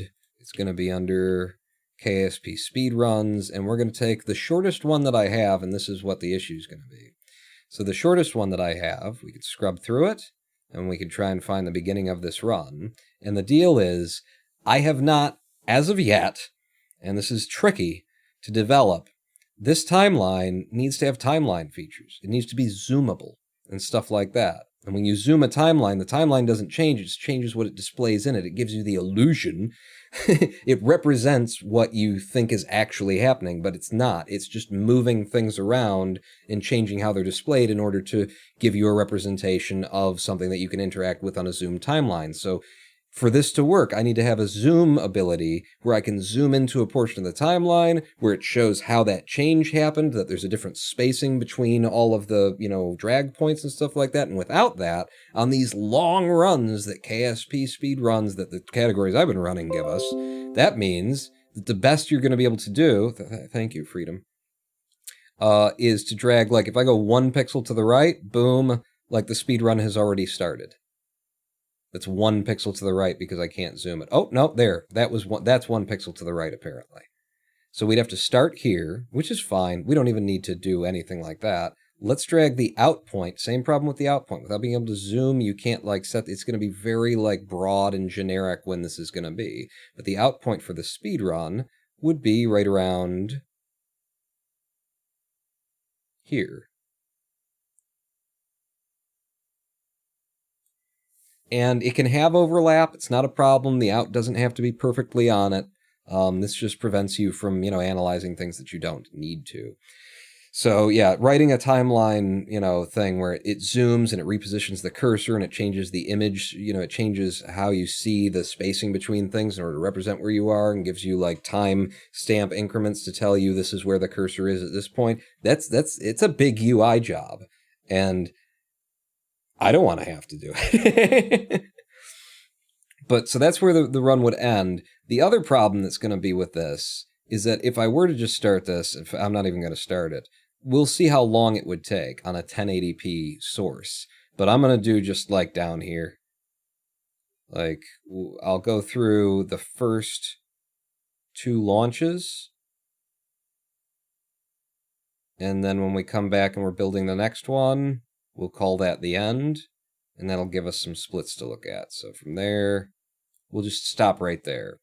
So we're going to do the analysis now, and we're going to see if I programmed it right in the first. It might just all break right now after all that setup, but go. So because this is 1080p video frames that it's scrubbing through, 2, 3, 4, 5, 6, 7. It's just slightly faster than a second. It's just slightly faster than 1 to 1. Now, for moderation, when I've used this tool, and I'm not, I just became a moderator for Cluster Truck today, so I'm not saying but for my own internal moderation, when I've used this tool and tested this tool, what I have done is I will download from YouTube using 4K video downloader. It's all the way up top right. It's just what I use. I know that it works. It works consistently. If a little bit, I know its problems and I can get around them. I will download the 720p 60 frame per second version of the same video because it's orders of fewer pixels for it to analyze, and it will run at 2 to 3 times faster, and so you'll be doing 2 or 3 frames per second or 2 or 3 seconds per second instead of like 1.2 seconds per second, which is probably what we're getting right here. Thank God WSL2 exists, so I didn't have to go through the trouble of setting up a VM or dual booting. Also at T-Reuter the boy, thank you very much for putting in the effort to come to Twitch and be heard. What did Troy the boy have to say? Because I saw you there, but I just saw the fair enough lol, and I must have missed. Do you generally have chat off for YouTube? I was just watching. I usually watch you from there. Yes, I do. It's my attempt to just drive people to the platform that works and that I'm set up for. You know, YouTube. I feel like YouTube really only works for big name people, and then maybe you got a chance at it. I don't know. I'm starting to consider the idea of trying to integrate YouTube's super chat membership stuff, but it's like Twitch does this so much better, from my perspective as a streamer. And, you know, supporting being able to watch on YouTube, but chatting and you know, accepting the memberships and stuff through Twitch. We've got these systems integrated. They just work. They're just working. This doesn't look like it's going to work, by the way. We should have been seeing little lines, little yellow and purple lines that should have been spawning through here as we were making matches. We should have been seeing in the background here, 20, 30, 40, 50, 60, 70, when we hit those black screens, should have saw matches. So there's something wrong in the config file right now. As a viewer, YouTube sucks for live streams. The UI is hot garbage as a streaming site. Is it? Because I haven't interacted with any YouTube live streams. I've watched some, but it's been the kind of thing where it's just, you know, oh, that person's live streaming. I turn it on, I go full screen. I don't even interact with chat. And I feel like that's just feels more natural on YouTube too. You know, why would I bother interacting? It's YouTube. You know, it just doesn't feel right. Whereas on Twitch, you know, yeah, the whole interface just makes sense. Works. Doesn't feel like it's treating you like a child with a sticker system. I mean, I know what's the difference, stickers and emojis, you know, but it's like, or emotes rather, but it's like, I don't know. One of those is a concept that's been well tested and around on the internet for a good long time and in use a lot of different places with emotes and emoji and stuff like that. And the other one sounds like we need to brand this differently so Jeff Bezos doesn't sue us. And also, you know, this is for kids, right? Gaming? So let's call it stickers or, you know, whatever it is. Default chat order isn't newest as a viewer, and chatbot just looks weird. Yeah, it's something that I've just, I never really wanted to deal with. Super chats seem a lot more obnoxious in the chat compared to donos and bits on Twitch. And I'll take your word for it because I kind of already felt that way. But yeah, this didn't work at all. There's something wrong in the config file, I presume. So, you know, what I'm going to do here in order to try and figure that out is, okay, so I guess the match percentage for loading to 1% match. Yeah, we'll set it to 1% match. And then in, like, I'm just remembering how I've got this all set up. So in SplitRP, under the run log, we actually, whenever we make a match, we generate a copy of what we just saw, and we generate a number of different things. And this allows you to, especially if you scale the interface in a certain way so that it stacks them up and stuff like that.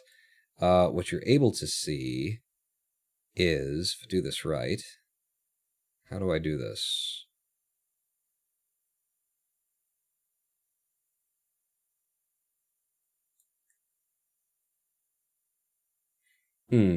There used to be, I used to have it set up, maybe there's something extra in here that's not supposed to be in here, but it used to be that you could see, okay, we started on 4, and this is the one that we just ran, by the way. This is the output of that video file that we looked at. It dumps in here images of, so we started the game, which would have been this. Would have been this. So we matched this, and then when we fell out, and that's what we were taking an image of when we matched it. So we matched that, and then this was the first image when we unmatched. So we confirmed that we actually entered the level. So we unmatched, and we're actually in the level now running. And this is like the output of that in its grayscaled and the form that it actually analyzes. And then this would be the frame before we hit the level complete screen, I think. Is that what that is? That's the frame before we hit the level complete screen. This is the frame when we hit the level complete screen. And then here's what it was actually doing the image comparison on. It's very shrunken intentionally to do these things on a smaller scale. And so basically it's creating this log where you can see we entered the white screen and we exited, and then we hit the next one, and then we exited, and then we hit the next one, and we exited, and it just gives you this, like, you can look through this list and be sure that it operated correctly. So having all that, I'm going to delete it, empty out this directory of the run log, and we should populate this run log with a lot of things, and then I can try and get an idea of where it's actually taking the image from and make sure that that's correct by setting this to a match percentage of 1, because it should make a lot of matches, and if it doesn't, then there's something else broken, and we'll have to track that down. But so if I start it back up, it's making those, but those matches, making lots of matches with what it's seeing on screen right now. Which means I don't even have to do the run analysis. I can check this and go into the run log.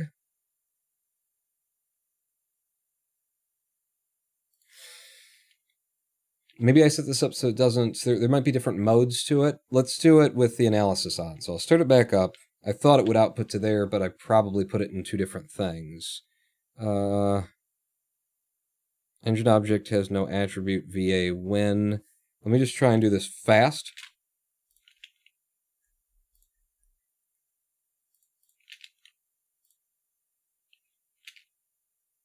Because I'm thinking that because it's like doing all of this constantly, it's throwing an error that it wouldn't usually do in trying to open the window while it's caught in something else or something like that. So set the match to... That's loading. I could set up a start. Let's just increase the match percentage and see what we get. We're still going. Let's do 50.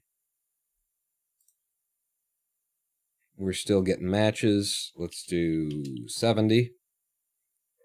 Incidentally, I could just look at this and see what the fucking percentage are. 77.72 is the match we're getting. So if I do 77.73, then we won't match here, which should give me the time to Alt-V open this up. Okay, File, Open. And it always starts here, which was another thing that I was going to... It's on my to-do list if we went over here and looked at it to make it so that it remembers the last place that you were doing things from. But we wanted this again to be under D, Storage, YouTubed, KSP live streams, KSP speedruns, rather, and then U, load you up. This analysis happened on a lot smaller area. Let's just do that and that. Even, I would like it to, if it looks, well, no, much smaller. Analyze. Okay, so now it's running.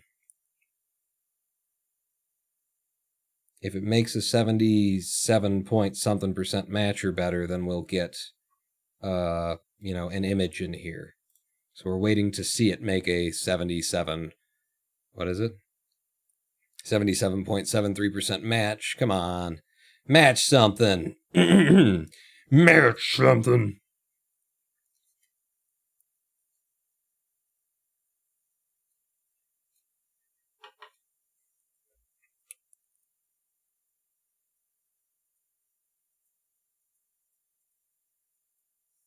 Doesn't look like it's going to match anything.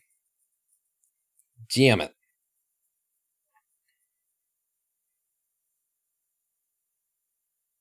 Alright, the other thing that I might be able to do here then is run logging equals 2. I don't remember how I set this up, but if I change it to 1, and then set you back to 1%, does that give me run log files? Doesn't look like it does, even though we're doing all kinds of splits. So how about run log 0?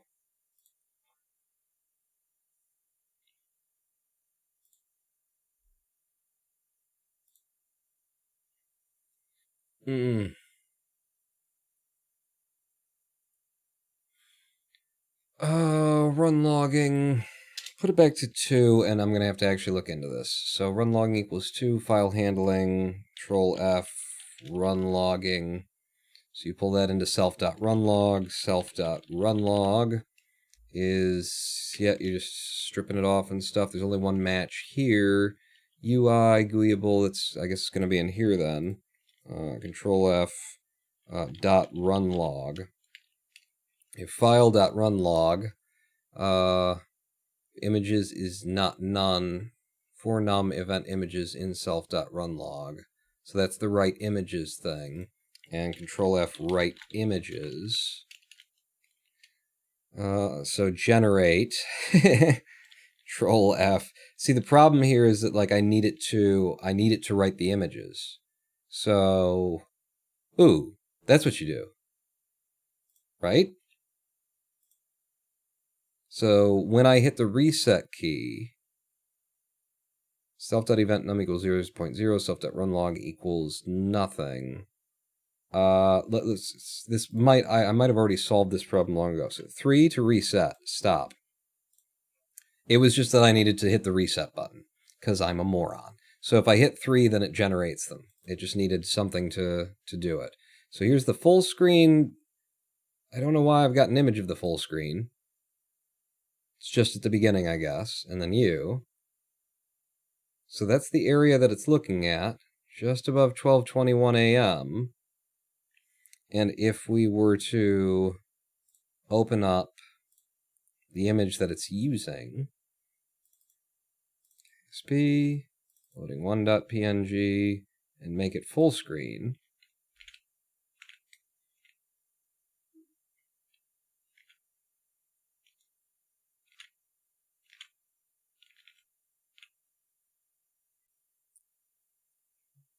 it is all the way to the right. Banana. Let me do it this way then. Let's do it this way. So we'll start it back up. And then I got to be ready to get into this. So good. Yes. So Python. Go. Nope. All right. What went wrong? Oh, because, yep, I typed that in there. That's a regular problem. Happens a lot in development. Ready? Go. Okay. So you small again, come back over, and stop. And when I hit 3,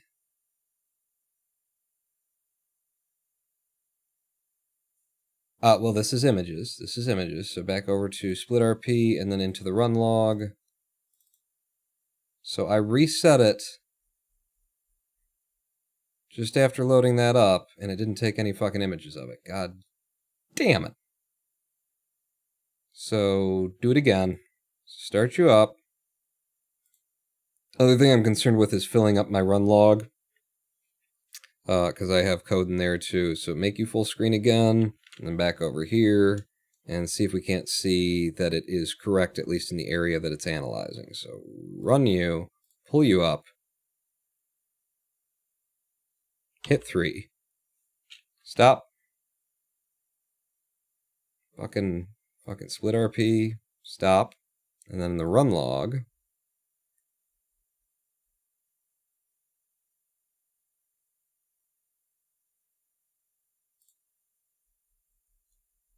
Let's go back to before I hit the reset key.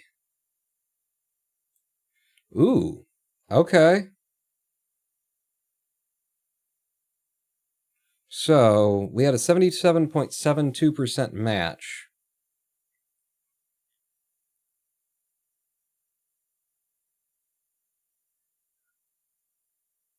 This is weird.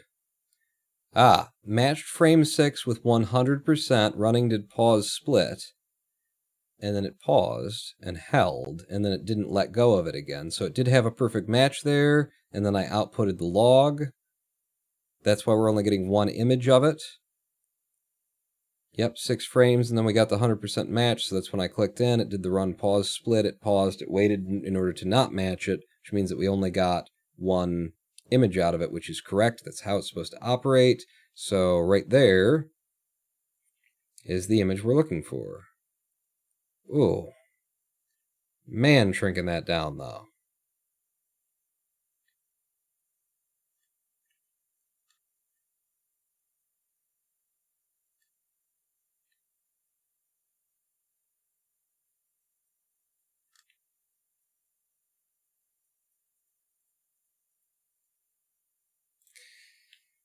I'm going to grayscale it.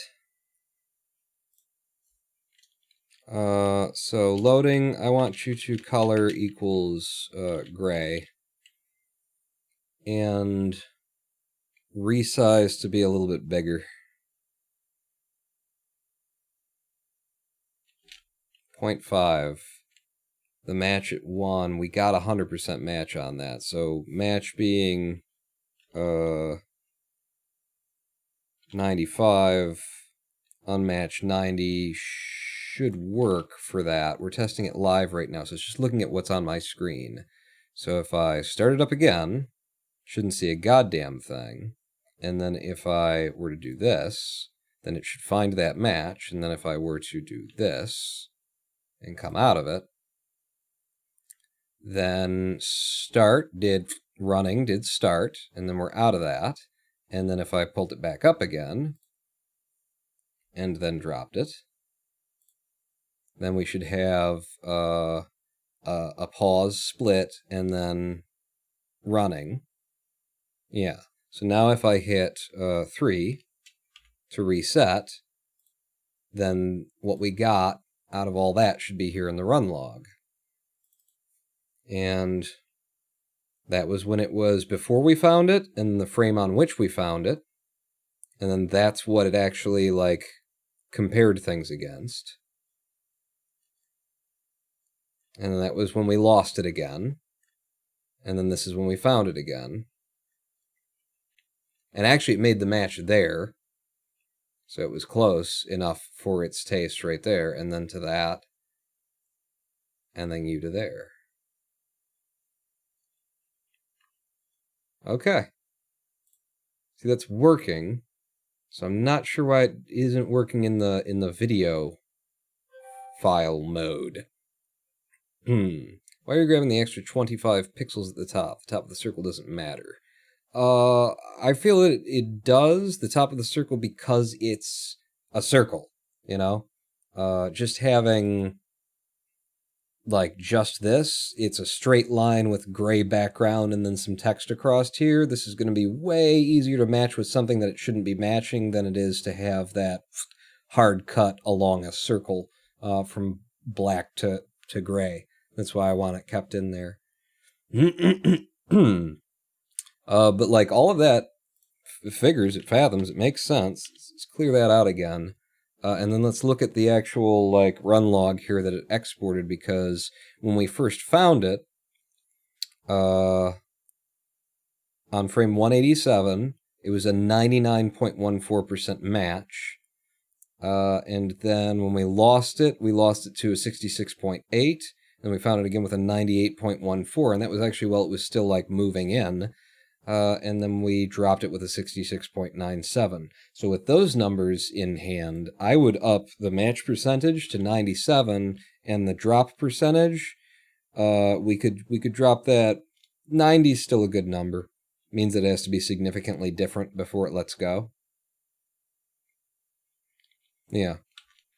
So I like that, and the question is why we know do be with the getting that it run and make sense and do what it need do when it do it, you know? No pawn, I don't know. Well, you're not paying attention then. Match loading, no match equals running, no match action equals start. Unmatch is a match test, and the match action pause split. first one you get is the start, and then yeah, let's just try running it again, because I don't feel like we've changed much other than modifying the test a little bit, but the positioning looks correct. It's taking the right image. It's just not actually making the match for some reason. So let's go back in here, back down to D, back over to YouTube. Give me KSP Speedruns. Give me KSP TTUS. That down quite a bit. Something around here, analyze between there and there. And, you know, I'm looking for some lines to be generated here, friends. Generate me some lines in there. Don't all the balls orbiting have trails? They shouldn't make it to top or bottom of the circle without their tails in the orbits. See, none of this is, we're not dropping any lines, or at least any lines that I can see, and the way that it draws lines is on a single pixel line scale, so more importantly, we can just look back here and say, yeah, nothing's happening. So I'm not sure why we're not making matches when we do in the live version in comparison to, you know, running it against the video. I'll tell you what we could do is run it in the live version. And what I'll do is I'll actually move this off to where I can see it and monitor it while we play the video itself on this screen at 1080, and then see what kind of response we get, if any, from what we're looking for here. So, again, YouTube under storage, KSP Speedruns, user. Starting again. Please. And I'm watching over here to see what we see. See if we get any register. I got it. It fired. Start did right on the correct frame. And then when we come out of it, yep, it did a pause split, and then it went right back into it. And then it did running.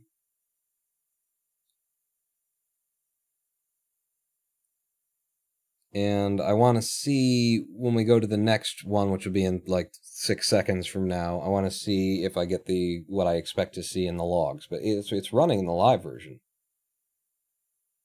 Running did pause split. And then we're back into running.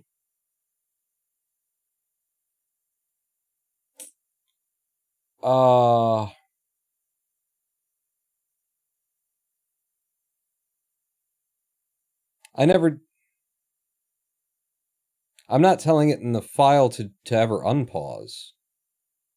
Still, I should be seeing things. I should be seeing things. But that is an oversight in the thing. All right, I'm going to stop. Yeah, I'm going to stop this.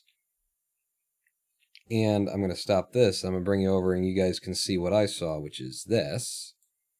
And we will go ahead and hit 3 to reset it, and then we'll get a cleaner log out. So yeah, it saw the beginning of the run here at the exact right time, and then when we fell out of it for just a brief friggin' second, you see the difference in how many frames passed and stuff like that. It's just for a brief moment, 29 frames between this one and the next one. We were out, we were started, we were running, and then we fired a pause and split, and then fell back in. So one of the things that just occurred to me is that in this test, or in this file, not cluster trip, but ksp.rp, we do need to define the action of, you know, unpausing and stuff. We got the match action of pause split. No match action is running. And that's not what that's supposed to be. So that may be our whole problem here. No match action is supposed to be unpause. And I was using it, I was, yep, it's been too long since I used my own code. I was using this to loop back into itself. But I think if I don't specify where it goes with a no match to a different pack, then it just loops back into itself automatically, which is why it was working, but it wasn't firing the splits correctly. We were paused and we stayed paused, and we would always stay paused. But it was capturing the events correctly. So that's an unpause event now. I don't know that that's going to fix it, but I'll try again. So let's start it up. Move it back over here. And we'll see. I'm going to move it back over here, and we're going to start from the beginning. Run the video. And I will narrate for you what you can't see because it's too inconvenient to put it there. Started and ready, and on frame 1077, with 99.42% accuracy, we made a match at 70.7 frames per second. And we just started at 60.0, and then did a pause split at 60 frames per second, and then an unpause at 60 frames per second. So this is sending the correct signals now. And that means that the correct things are being entered into the log. And so the log can represent those when I stop this and hit the reset button in a splits output and start up again. Okay, so I'm going to pause there and bring this back over. It's still running right now. And I'm going to hit 3 to reset. And now we should have like a proper like splits file. And the splits tell me that RTA is total time of RTA was 24, IGT was 20 with a waste of 3.25. This first split 0.483.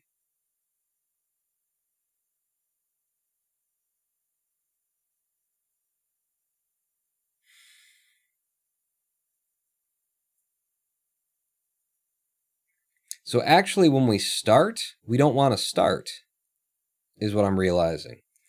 When we make our first match, that is, well, it's the beginning of RTA. So the no match action actually wants to be start, pause. So that's when it starts, and it will give us the start time for RTA timing, but it will be paused immediately for the sake of IGT timing. And then when we fall out of it... so here's all my problems. The match action equals start, pause. The no match action equals unpause. Because we want, when we find this, to start RTA timing, but pause IGT timing immediately. So no time is accumulated by IGT because we're still in a loading screen. But that is when RTA started. So we start there and we pause timing. And then when we fall out of that, then we unpause and start timing again. Now we're looking for matches of the loading. When we have the match action, we hit the pause button and we split. And then when we fall out of it with a no match action, we unpause. Ha! So all this work will still only subtract loading time from RTA? Yeah, basically. But it will do it automatically.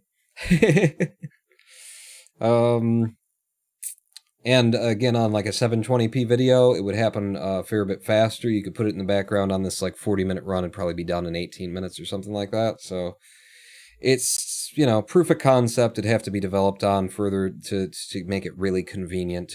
But I'm doing it for KSP people, and then they can see if it's worth it to them. So restart again. And this time, I'm going to go straight to the video moderation and see if we don't get any results now that we've done that, because it seems like that. I think I've caught up with all of the things that I needed to do, and reminded myself of how my own fucking program works, which was definitely not. It's been a while. KSP Speedrun, give me you. Let's go ahead and zoom down to here. Something. Hopefully, if it works, then I'll let it analyze that whole big chunk. And if it doesn't, then, shit. But okay, so what should happen now is we should get the start signal, and we should see a line behind my head get drawn over here. We should see another set of lines drawn there. And I don't see them, and more importantly, nothing happened in here. I do not understand why this is working. Oh, okay. I got a premise of why this might not be working. And it could be because this is very much still in development. I was rating it for Cluster Truck, so I was just winging things in. So is it possible that I manually specified Cluster Truck IP when we loaded it up for the video file? So it's still trying to make Cluster Truck matches when we go into video mode. Could that be the case? KSP.RP. Could that be it? Huh? Maybe that? Save that. And run it. Alt-V it. That was the problem. File. Open. But we had so many other problems that I hadn't thought about. So we solved all the problems that we hadn't, experienced the problems of yet. But this was the actual problem. Hello, Creeps948. YouTubed back over to the video that we're going to try and analyze with this. Damn you. KSP speedruns. You. And then down to here. And as a victory lap, and this better be a goddamn victory lap, I'm going to have you do like all of that. 3 minutes and 15 seconds in. We're going to be sitting here for 3 minutes if this friggin' works. You gonna work?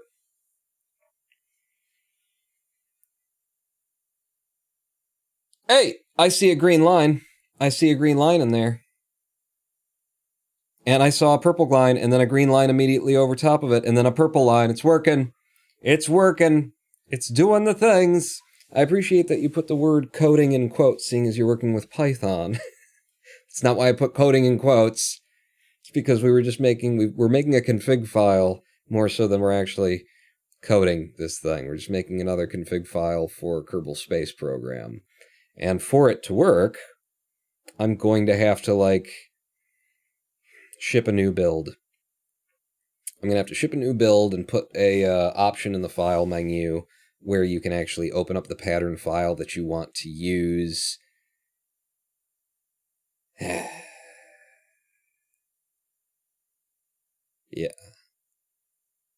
Yep. That's what's going to have to happen. And then I believe in settings config, I've already set it up for telling it what file to start. Well, no, because you had it hard-coded in there, so apparently you haven't done that yet. There's all these things that I'd have to do. Otherwise, I just got to release a version, build a version that's hard-coded in KSP.RP instead of clustertruck.RP and send it over to ElectroLlama and whoever else wants to have a look at it on the KSP moderation forum. But we're coming up on the end of this now. No, we're not. I let it go for 3 minutes. So, so 41, 2, 3, 4, 5, 6, 7, 8. You can tell that since I told the code to do this in grayscale, that it's faster now. It's doing the analysis a lot faster.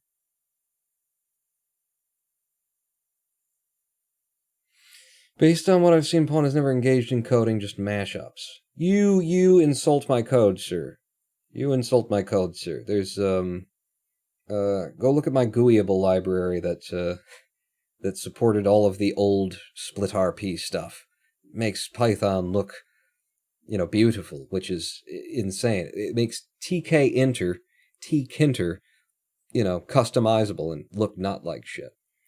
But yeah, this is running at quite a bit faster. I think we're getting like 1.7, 1.8 seconds per second being processed in terms of frames. So probably like 100 frames every second. 100 frames a second is probably what it's running at right now. And that's just by grayscaling it.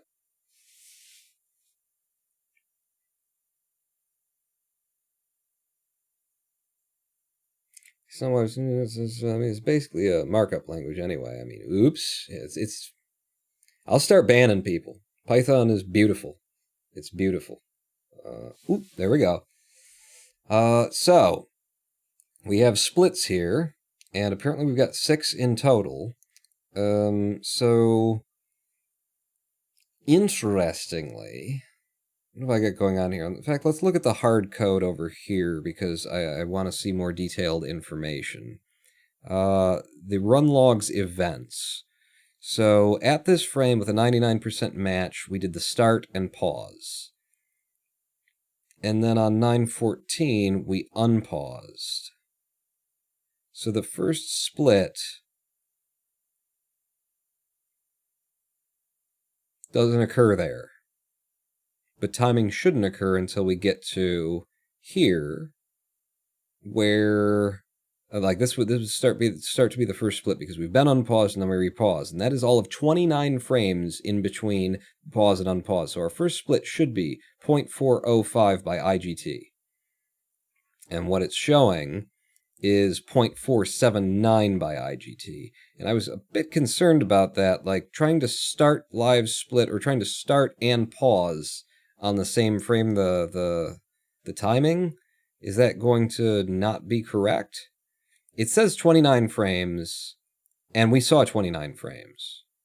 No, so that's fine. Yeah, the 0.405 is actually, these are time based on the time that it took to do it. So these are numbers that you don't look at when you're in video analysis, because this is how long it took in real time while we were watching it for it to do it 0.405. But it was 29 frames, and that's exactly what the first split is 29 frames. It was that little gap between our opening load screen and then me spamming escape and clicking the VAB. Which, by the way, apparently happens, you can get into the VAB in half a second if you spam escape and click. So there's, that's the time save that I've been going on.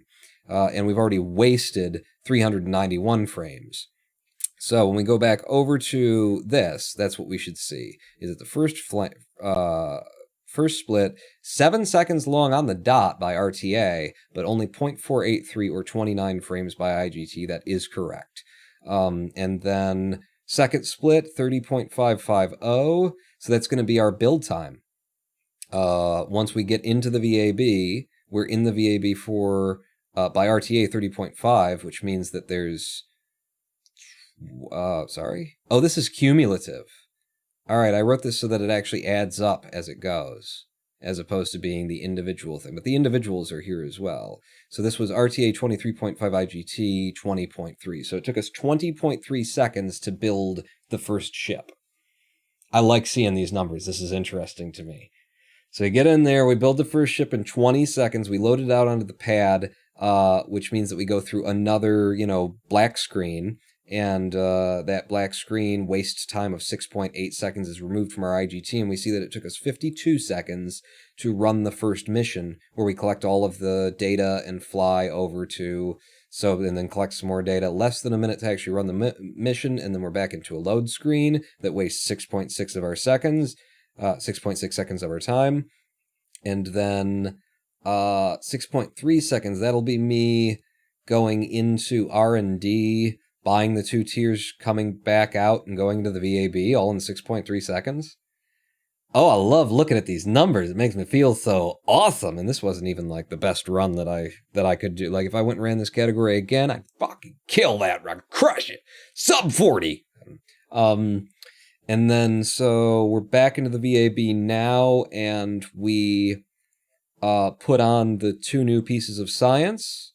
If that's how this run went, because I wasn't actually watching the run, I was kind of just not paying attention. But if that's how this run worked, we put on the 2 new pieces of science while we're in the VAB, transfer over to the spaceplane hangar, and then launch it, and all that took 10 seconds by IGT, spending 3.3 seconds in the load space between coming into the VAB from the Space Center. Yeah. So then we launch back out to do the next mission, and I do the next mission in a minute, so slower than this one, which there's no excuse for, except for that I've got 2 extra pieces of science that I have to collect, so that's actually reasonable. 52-1, and that tells us that the IGT in the first 3 minutes and 3 seconds of gameplay, there are 33 of those seconds are lost to load time. 3 minutes... and half of one of those minutes is load time. Yeah, that's. I think that's worth caring about. I think that's worth caring about for the speed runs and stuff. You know what we could do for a bit of fun here? For a bit of fun, what we could do for a bit of fun here? For a bit of fun, what we could do for a bit of fun? Shh, he's stuck in there. So he's stuck in that loop. I'm just gonna sit you down there. Not interest myself in that. What we could do is close Kerbal. I don't want I didn't even mean to click in here, but now I'm in here, and there's another thing on my tab. Get the fuck out of my way so we can get to the exciting, interesting things. It's cool. Stay tuned. Because what we could do is Really? Reconnection successful? Really, though? Really? Hey! I was just about to pull up a Twitch and chat you guys and tell you, hey, fucking Comcast. Fucking Comcast is what I was gonna say. Just, it's only costing me almost, it's $90 a month. is what this is going to be for this internet. Pretty good, huh? Pretty cool. Let me just refresh my chat and pull some wisdom and say hello. All right, everything looks like it's still going. We're back online. We can get back to the thing. The fun thing that I was about to be like, ooh, you know what we can do now? What we can do now is take Electro Llama's new this week on Linux. Llama, you're running Linux? Cool. Cool. Cool. I'd like to have a Linux box, but it's like having a Linux box is like just deciding to get married. You know, it's a big fucking commitment. It is a big goddamn commitment running a fucking Linux box. But here's what we can do that's fun. We can go ahead and download Electro Llama's run.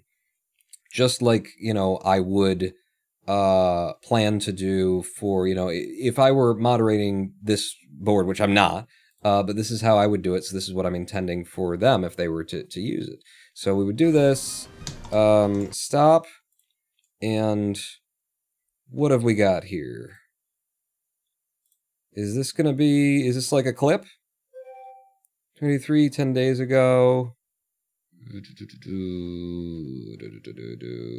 Are you live now, actually? Are you competing with me? Don't compete with me, you son of a... you're streaming live right now. That's not what I wanted. I wanted this video. I wanted this video, and I don't see why I would need the time on it. Is this the time? Yeah, that's the whole thing. So it's a clip. So if I Control-C... I'm not sure if 4K Video Downloader supports Twitch. I think it does. Let's do it. This is what I'm suggesting. So paste the link into 4K Video Downloader. Yeah, skip. Just, you know what? Remind me later. I'm not interested. And it downloads that video.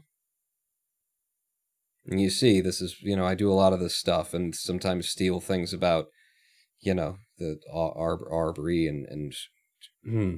but, you know, and then I make videos and then it turns out that the news is not the news and you can't trust them and they just left it up even though I told them about it. And that's, but, so, without looking too far back, now we've got this guy and, we'll load that from downloads. So file, open. Where did I download that to, though? Because downloads is... I've got two different downloads places. It's I downloads. So, I... downloads. Boom. So we got this file in, and then presuming that this actually just starts and doesn't have like a rescrub kind of a thing.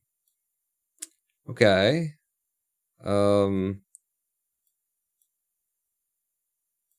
How are we doing back there, Python?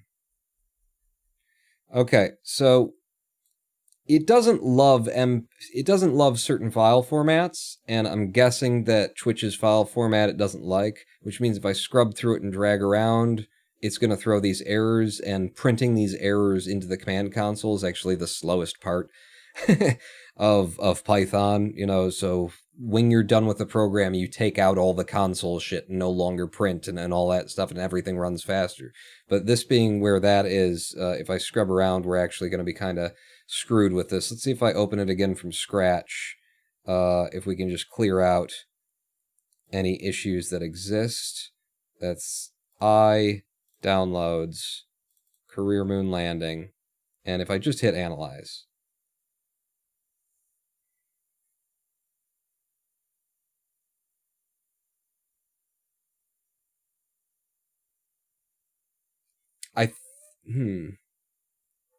Is the code not... Did it not readjust for, like, the timing of this?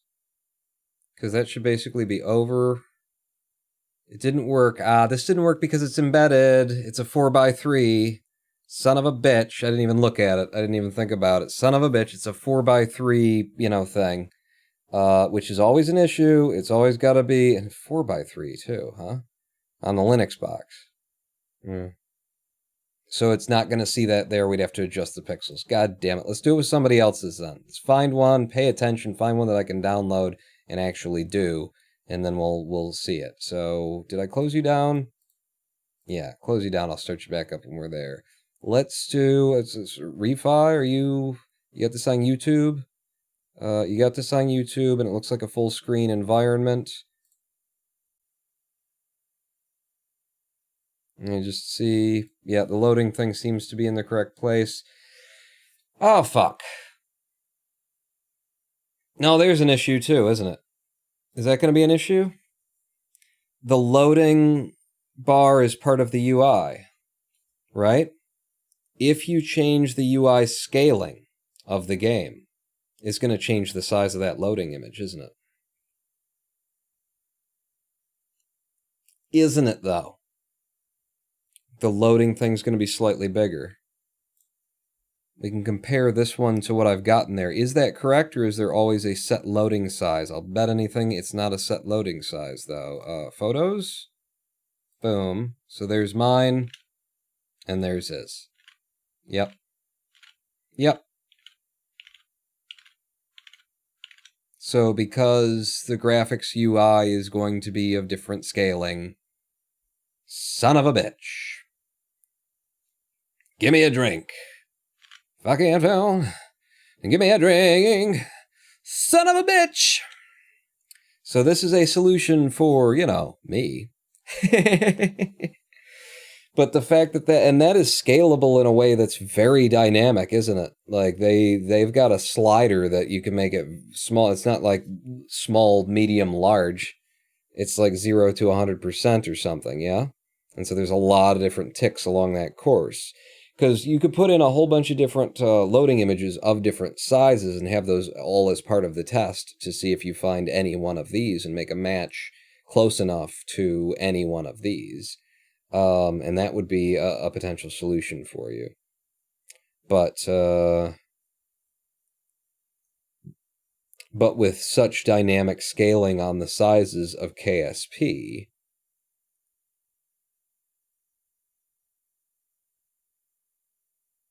you'd need a shit ton of them, wouldn't you? I mean, it doesn't have to match perfectly either. It can be small, it can be near. But those two sizes, problematic. I mean, these are the same same considerations and issues that I went through with with Cluster Truck as well, because things scale, they move around, they bounce, and so I had to find a place on the screen and an image that I could work with that would be stable enough to use.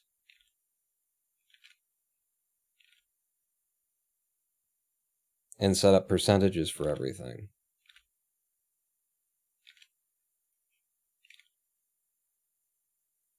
But yeah, the scaling of that UI is a pretty hard stopper on that. For me being able to give this, or to make this work.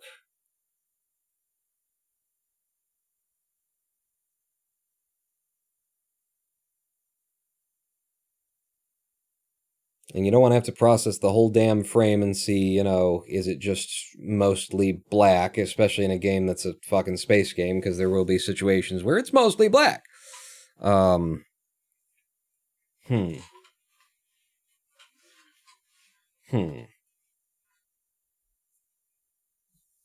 Works so well for my ROM. Anybody have any suggestions out there? Has chat stopped moving?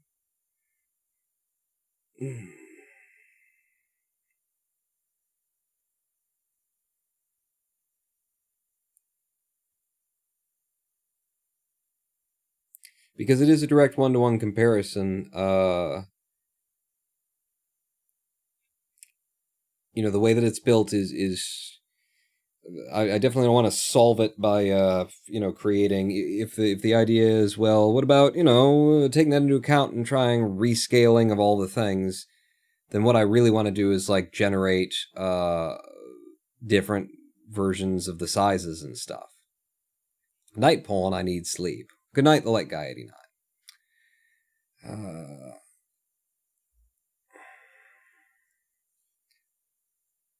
let's do this. Thank you. Let's do this. We pause that. And then if you'll drop the YouTube bullshit overlay that I don't want. All right, I'll click on watch on YouTube then. Will you get rid of it there on YouTube? If I do here. No, not while you're paused, Pawn. Because what I want is if I make a copy of Kiz in this size, then I can figure out the scaling that's going on. And I can make a series of images between scaling points. I'd have to have Max in the other one. Alright, so fuck his video. Fuck all these videos, because what we need to do is get this directly from KSP. If I'm going to do it, then we're going to get it directly from KSP. Don't really have much in the way of suggestions, not much of a programming person. I can't judge. I've been stuck in basic and... Oh, okay. You guys are still having your conversation. Yeah. So what I could do is I'll take an image of the KSP loading at its smallest point, and then at its biggest point, and also we'll check to see if maybe it is a small, medium, large kind of setup. Maybe there's only like 5 or 6 different places for the loading scale. I don't know what makes the loading image larger and smaller. There's a lot of different sliders in terms of like controlling the size of UI here. But I can either get one of every if there are just 5 set, sizes for it, or I can get the small, the large, and then generate a number of versions that it can check for all in the one pass, which is how Cluster Truck does a lot of it, how the program deals with that. So settings, for UI scale. So we got 110%, and that's what I was using before. I'll keep that in mind. So we have 80 to 200. We've got 12 different UI scales. I could just take an image of each of them. And that's probably the solution that we'll have to go with, which sucks. Except... Ooh, and actually just going into settings and out of settings gets me that. So, if I can do this quickly, when I hit accept... Did I get it? Do I still have GIMP open?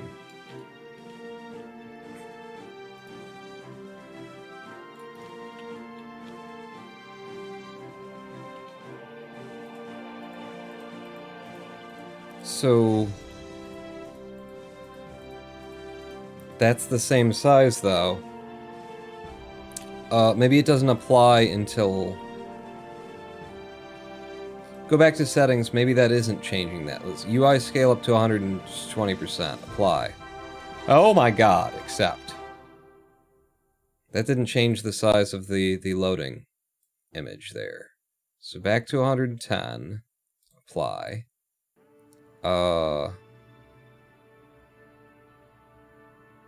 Is this then just going to be 720 versus 1080? What the hell changes the size of the loading screen? It could be 720.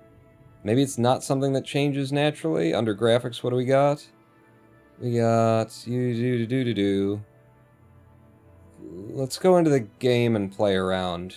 Because in the game I'll have those options anyway. So, accept. Start a game. Resume saved. Fubi. So that's the size of it. Right there. Hold on, wait. I think I know the problem, says Electropants. You're playing on 1.10 while Refi played on 1.05. I think they changed the size of the loading. Let's go to settings here, because there's a lot of different things that you can change down here at the bottom in terms of UI scales and apps scaling and stuff. I mean, it could be apps scaling. And I believe this is actually wrong, but if we fuck with app scaling, so mine is 91, and I'm going to write that down so I remember because it's how I like it.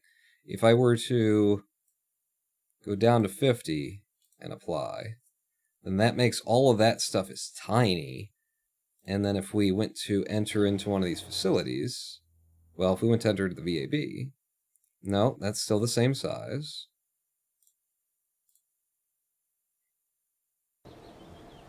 All right. So settings. It's not app scale. It's a 91. 1 pixel. Ah, the pixel gaming Kerbal. 1 more pixel. There you go. Apply that. I'm going to do the UI scaling from here again and apply like that. And then close, and then in. It's still that size. Leave. So it's definitely not UI scaling, or if it is, then you what it means by you have to restart the game for UI scaling is it means you have to restart the game for specific things. For specific images like the loads, and that could be the case. I mean, it's fucking Kerbal. I don't rule that out at all. Camera wobbles, scales, like I need something that changes the size of shit. Or volume. If we're in game, we can change the size of elements. Huh. You think it's 1.10 versus 1.05? I think if anything, it's a 720 versus a 1080, but if that's true, then the video... Yeah, it maxes out at 720, so that's the problem. It's a 720,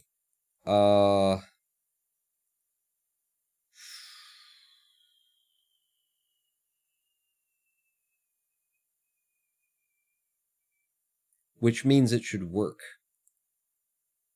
After all this runaround, 720, it should probably actually work.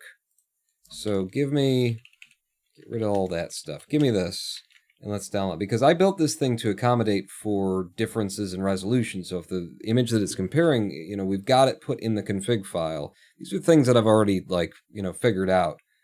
In the config file at the top, we declare that our native resolution is 1920 by 1080. If the program loads up a 1280 by 720 video, it will see that and go, okay, so I'm going to scale things around so that I can compare them. So it might just handle this. I was just immediately like, oh shit, does the UI scale change everything? But this might actually still work. So back over to 4K video downloader that I guess I closed. Get you back open again. Paste the link. YouTube links take a bit longer to parse usually. That Twitch link popping up and just coming down, that was like, oh, cool. That doesn't usually happen. You remind me later about something. And sometimes with 4K video downloader, it just stops working altogether.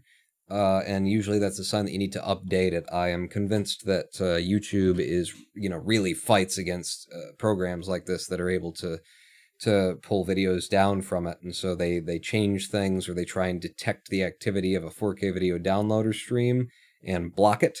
And so usually if you sit here waiting for it to parse the video for a good long time and it doesn't do anything, that means that you need to update to the latest version because they will have patched something so that they can do it. Try YouTube DLG. People have recommended other, alternatives to me, and maybe I'll look into that because I am sick. I've just been using this for so long, and generally in video production, in production of any kind, and anything that's a fucking professional kind of outside, and it's not that I'm a professional, but that if you are and you have to work with things, don't change tools unless you absolutely goddamn motherfucking have to, is what it comes down to. Do not change your tools, because it's a nuisance and a half. So let's see if this works at 720. It's upscaling it from 720 to 1080. We'll just find out. So can you show in the folder? Well, this doesn't help me any, does it? No, it doesn't. It's an iDownloads. So start you back up, Alt-V me into the video analysis version, file, open, iDownloads, here's our new one, and I'm just going to hit the analyze button, and see what happens. And you'll see back here it said resizing values to different resolution. So it did detect the difference, and it scaled things. Oh god, no, we're stuck in KSP. Don't want to be stuck in KSP. Where are you again? No, we're stuck in photos. No, don't want to be stuck in you. There it is, TK. So it didn't catch it. It's not making a match. It's not making a match, and you know, I think the sizes are still wrong. I think they're different. I think at 720 the game actually loads the loading image differently. Like when we look at it, we just looked at it. We had mine on screen, and then we had this video blown up to 1080p resolution, even though it's 720. And the logo was larger. The loading thing was larger and a little bit in and left. And I think it's going to be one of those things where you're going to need a 720 version and a 1080 version of this file because the game's developers are monkeys. Because, you know, it doesn't match, it doesn't actually scale 1-to-1 in the game and put it in the same place with the same size. So, professionals find the version that works for them and their process, then fucking freeze versions. Adobe peaked at CS3, fight me, says Kenneth Wan. Yeah, so I'm still using Adobe Premiere 2015 over there. Nice Premiere 2015 that Adobe isn't legally allowed to sell because they were stealing Dolby's codecs at the time. So hard for them to be upset that I've got a copy of a product that they were selling me that they were never allowed to sell me. But okay, you know, another issue, 720p. That we had similar problems in Cluster Truck with when you scale up to, you know, 4K or 1440 or something like that, elements in the game move around, which means, you know, 720p process is fine in Cluster Truck because everything's the same because those developers aren't morons. But when you go up to the higher resolutions where you have a different resolution ratio, 16:9, 16:10, 4:3, obviously, then it's going to be a completely different matter. And need a completely different file. So apparently 720 is going to need a different file for KSP. Can I, for the fuck of sake, can I, love of the fuck, for the sake of fuck, for the fuck of God, possibly find a run somewhere on these boards that is 1080p? Kerbal Space, it didn't even load the damn thing. You? What are you? Hello and welcome. This is Gunjo Carl. We got a 4:3 embedded in a 1080 screen. Oh my god. Kerbal people are a strange lot. They're a strange lot, they are. If anything, I'm seeing that my application here, SplitRP, would need to be so customized to the 900 different ways that people have used KSP instead of just full screen 1080. That it may just be completely and utterly useless. What about like Moon and Back RTA? This 1 year ago, what's the most recent? 3 weeks ago by Electro Llama, but he uses an overlay on Linux and it's a 4:3, so that doesn't work. Looking for something modern. Refi, what do you got for me here? This is looking big. It's looking like a 720 to me. Settings 720. Yeah, that's the same as what we were looking at before. So that's a no. That's going to be a hard no for me. Moon and Back IGT. 4 months ago by Phobius. 1080p. Full screen. That's all I'm asking. Now speedrun.com. Am I going to lose the internet? No, okay. Speedrun.com is just taking its sweet time. Hey, this looks like 1080.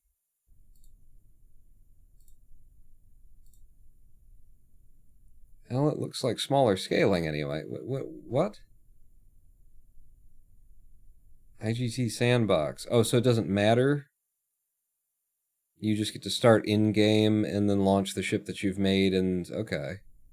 Understood. So there's no loading screen in here, which means that this whole run doesn't even need this. This entire category wouldn't even... Okay. There's basically... There's no reason for this to exist, is what I've found. Like, there's the it's huge, the amount of time lost to loading screens and stuff. It absolutely is. But to do this in an automated way, everybody's doing something different. Everybody's doing something different here for like how they load out Kerbal, how it looks across different things. These career mode runs, but these are old, man. These are old career Moon and Back RTAs.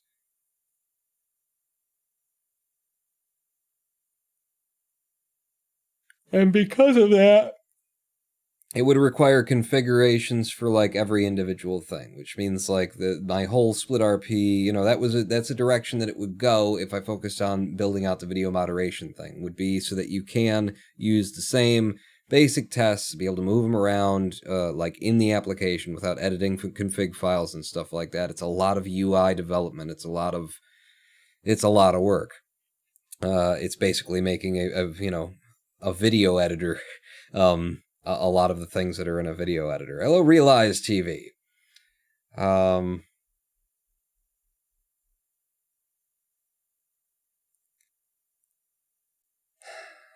Yeah, I'm not seeing Moon and Back RTA, and this is Electrolama, and Electrolama uses, at least on that run, did it on live stream, and then there's this, and so it's in a corner in a 4x3. So that's not something that we can do without me reconfiguring everything. I can't find a run on the boards that I can process. Hey there at Realize TV, thanks for coming out for this absolutely random and worthless stream. I'm making money, so. I can't find a damn and I would have to download like Mr. Shannon's run, and then like Mr. Shannon's run, I believe, is 1080, and it's it's 1080, Shannon. It's 60, it's full screen. It would work on this, but it's an hour and something long thing, and it's like I was looking for a short category, something fast that has to move through some stuff just to be like, check this out, look at how much time gets saved, but I can't find a goddamn 1080 Elfin P too. What do you got? Huh? What does this look like? What is your video? It's moved in a little bit. And this just starts in the, you just start in the game in this category. Where am I? Moon and Back RTA.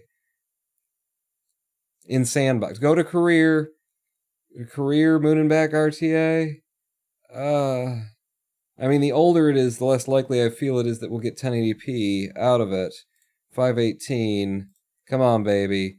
480p, and it's 4x3. My God. And one of them's got the thing on the left, one of them's got the thing on the right, and moves the 4x3 around.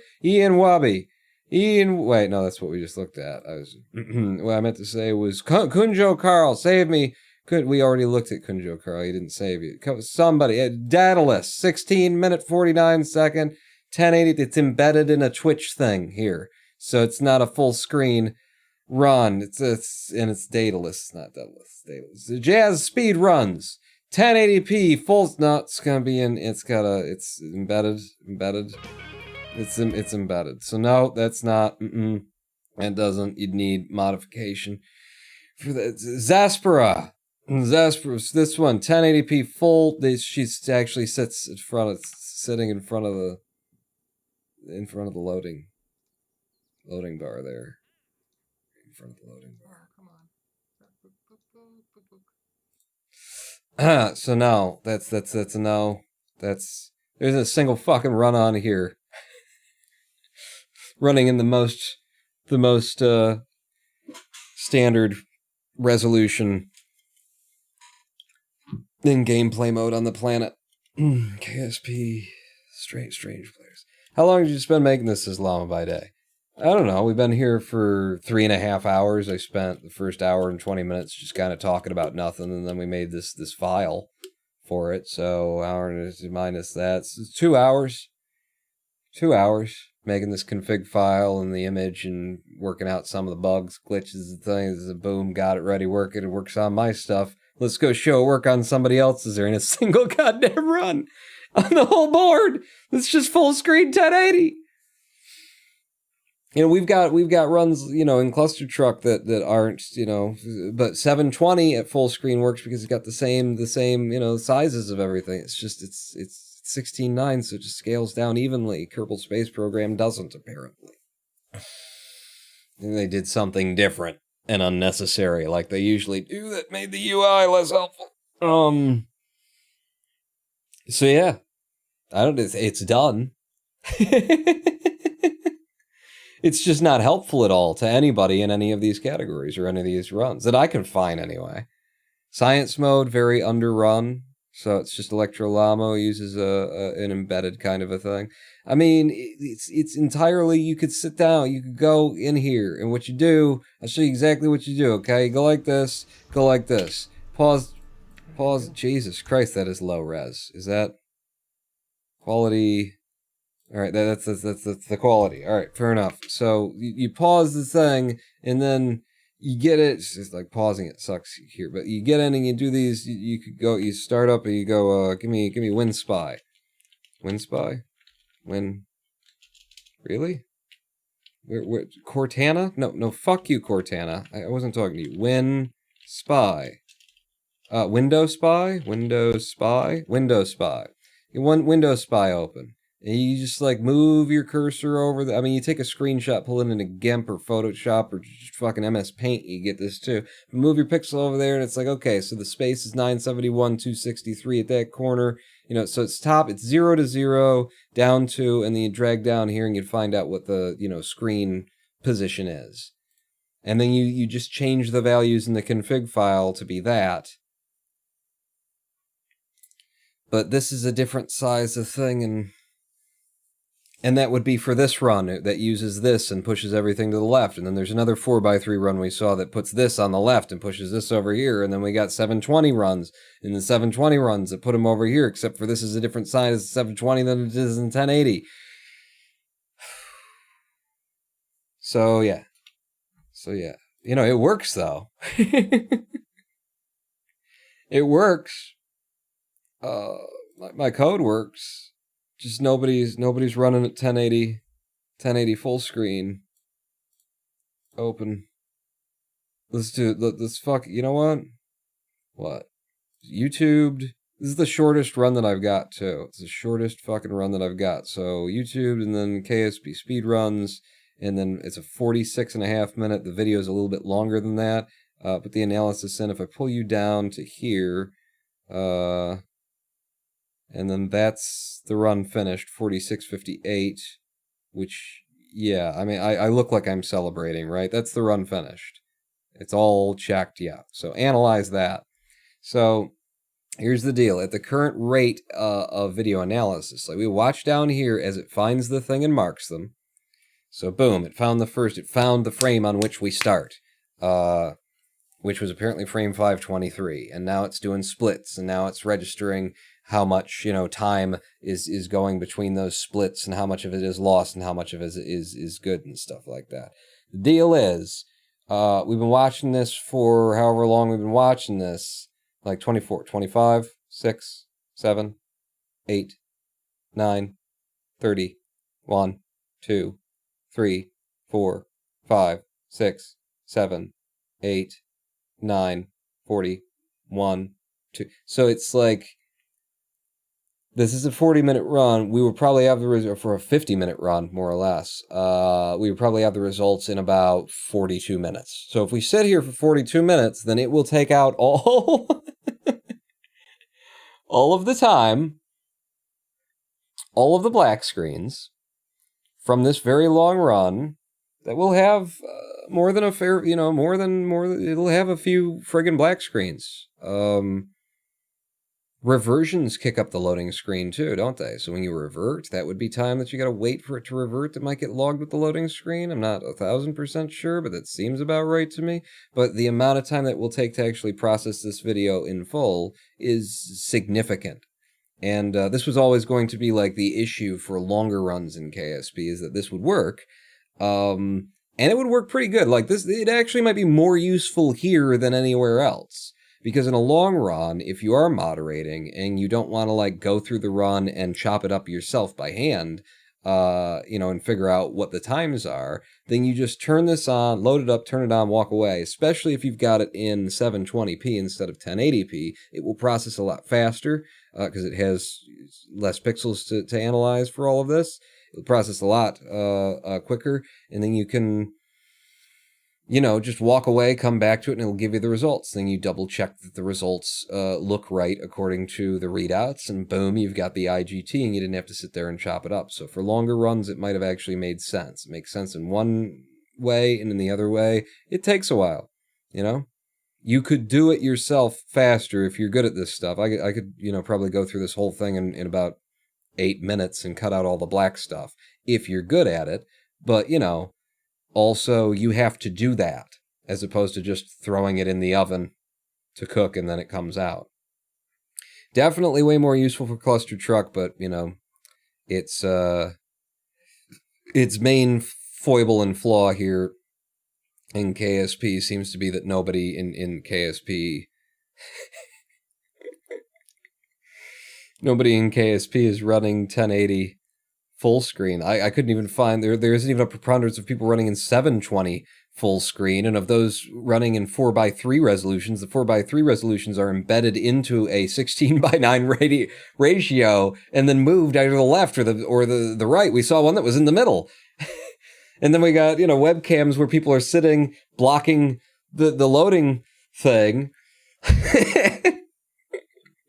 Next time somebody, asks me or I volunteer to do this, maybe check out the videos first and see if it would actually apply and function and work for the category. What does the Python script do as Realize TV? It is going through this MP4 file frame by frame, and it is comparing each frame, a certain area that we've told it to, crops it down to that, and it actually grayscales it and shrinks it for just faster processing and stuff like that. But it looks at a certain area of the screen and it compares it to an image held in memory. So what it's looking for right now is in the lower right hand corner, when you're going into the next thing, it pops up the loading icon, So it is checking every single frame of this video to see when that loading icon kicks off. When it finds it, it makes a mark and says, okay, that is a split, and that is this is now dead time. So I'm going to pause my IGT timing so that I get what we want to end up with is the time without those load times in it. So it pauses one of its timers and doesn't count those frames so long as we're in the loading menu. And then when we fall out of the loading menu, it sees that it lost it, it starts the timing again, so that by the end, you get the real time end to end from the very beginning of the run to the very end of the run, although that doesn't work here because there's no end to the run. You get that, you get all of the splits broken down for you, and you get the IGT time with the load times removed. Was what we were doing here. And I made it work, but apparently it's only useful to me and Mr. Shannon. Mr. Shannon runs in 1080p full screen without anything occluding the loading bar, so Mr. Shannon's run could be... So there's two runners. Maybe Graybeard Wizard? I don't remember, but it's like with as few videos as there are on the forums that are in 720p full screen, wrapped in a template or unshrunken or unshifted to one side or the other. It's not even worth me making a file, a patterns file for 720. Getting a copy of the loading file as it looks in 720 resolution, making a copy of that, putting that in, making a minor adjustment to the file. Wouldn't take that long. Even though it wouldn't take that long, it's not worth it because there aren't even fucking runs in full screen 720. There's a couple, but most of them are not full screen, true full screen, and most of them are occluded in one way or the other. Pretty much finding splice points. Yep, finding the splits. And this program works very well for us. This Python script works very well for us in the cluster truck speedrun.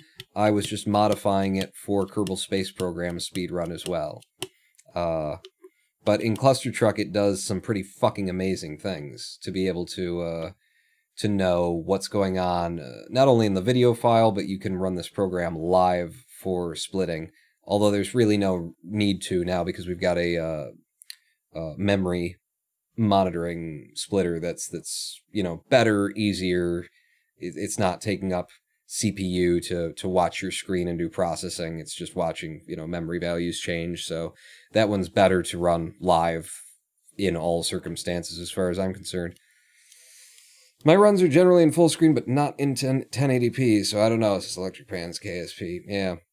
And it's like, it'd have to be full screen, not with a border around it, not with a live stream overlay kind of thing, That's on the to-do list. I'll keep this running, and we'll pop this open, and I'll go over to the to-do list. Translation and scaling, second thing on the to-do list, and they are listed in the things that really need to be done. Translation and scaling for nested video review / windowed mode.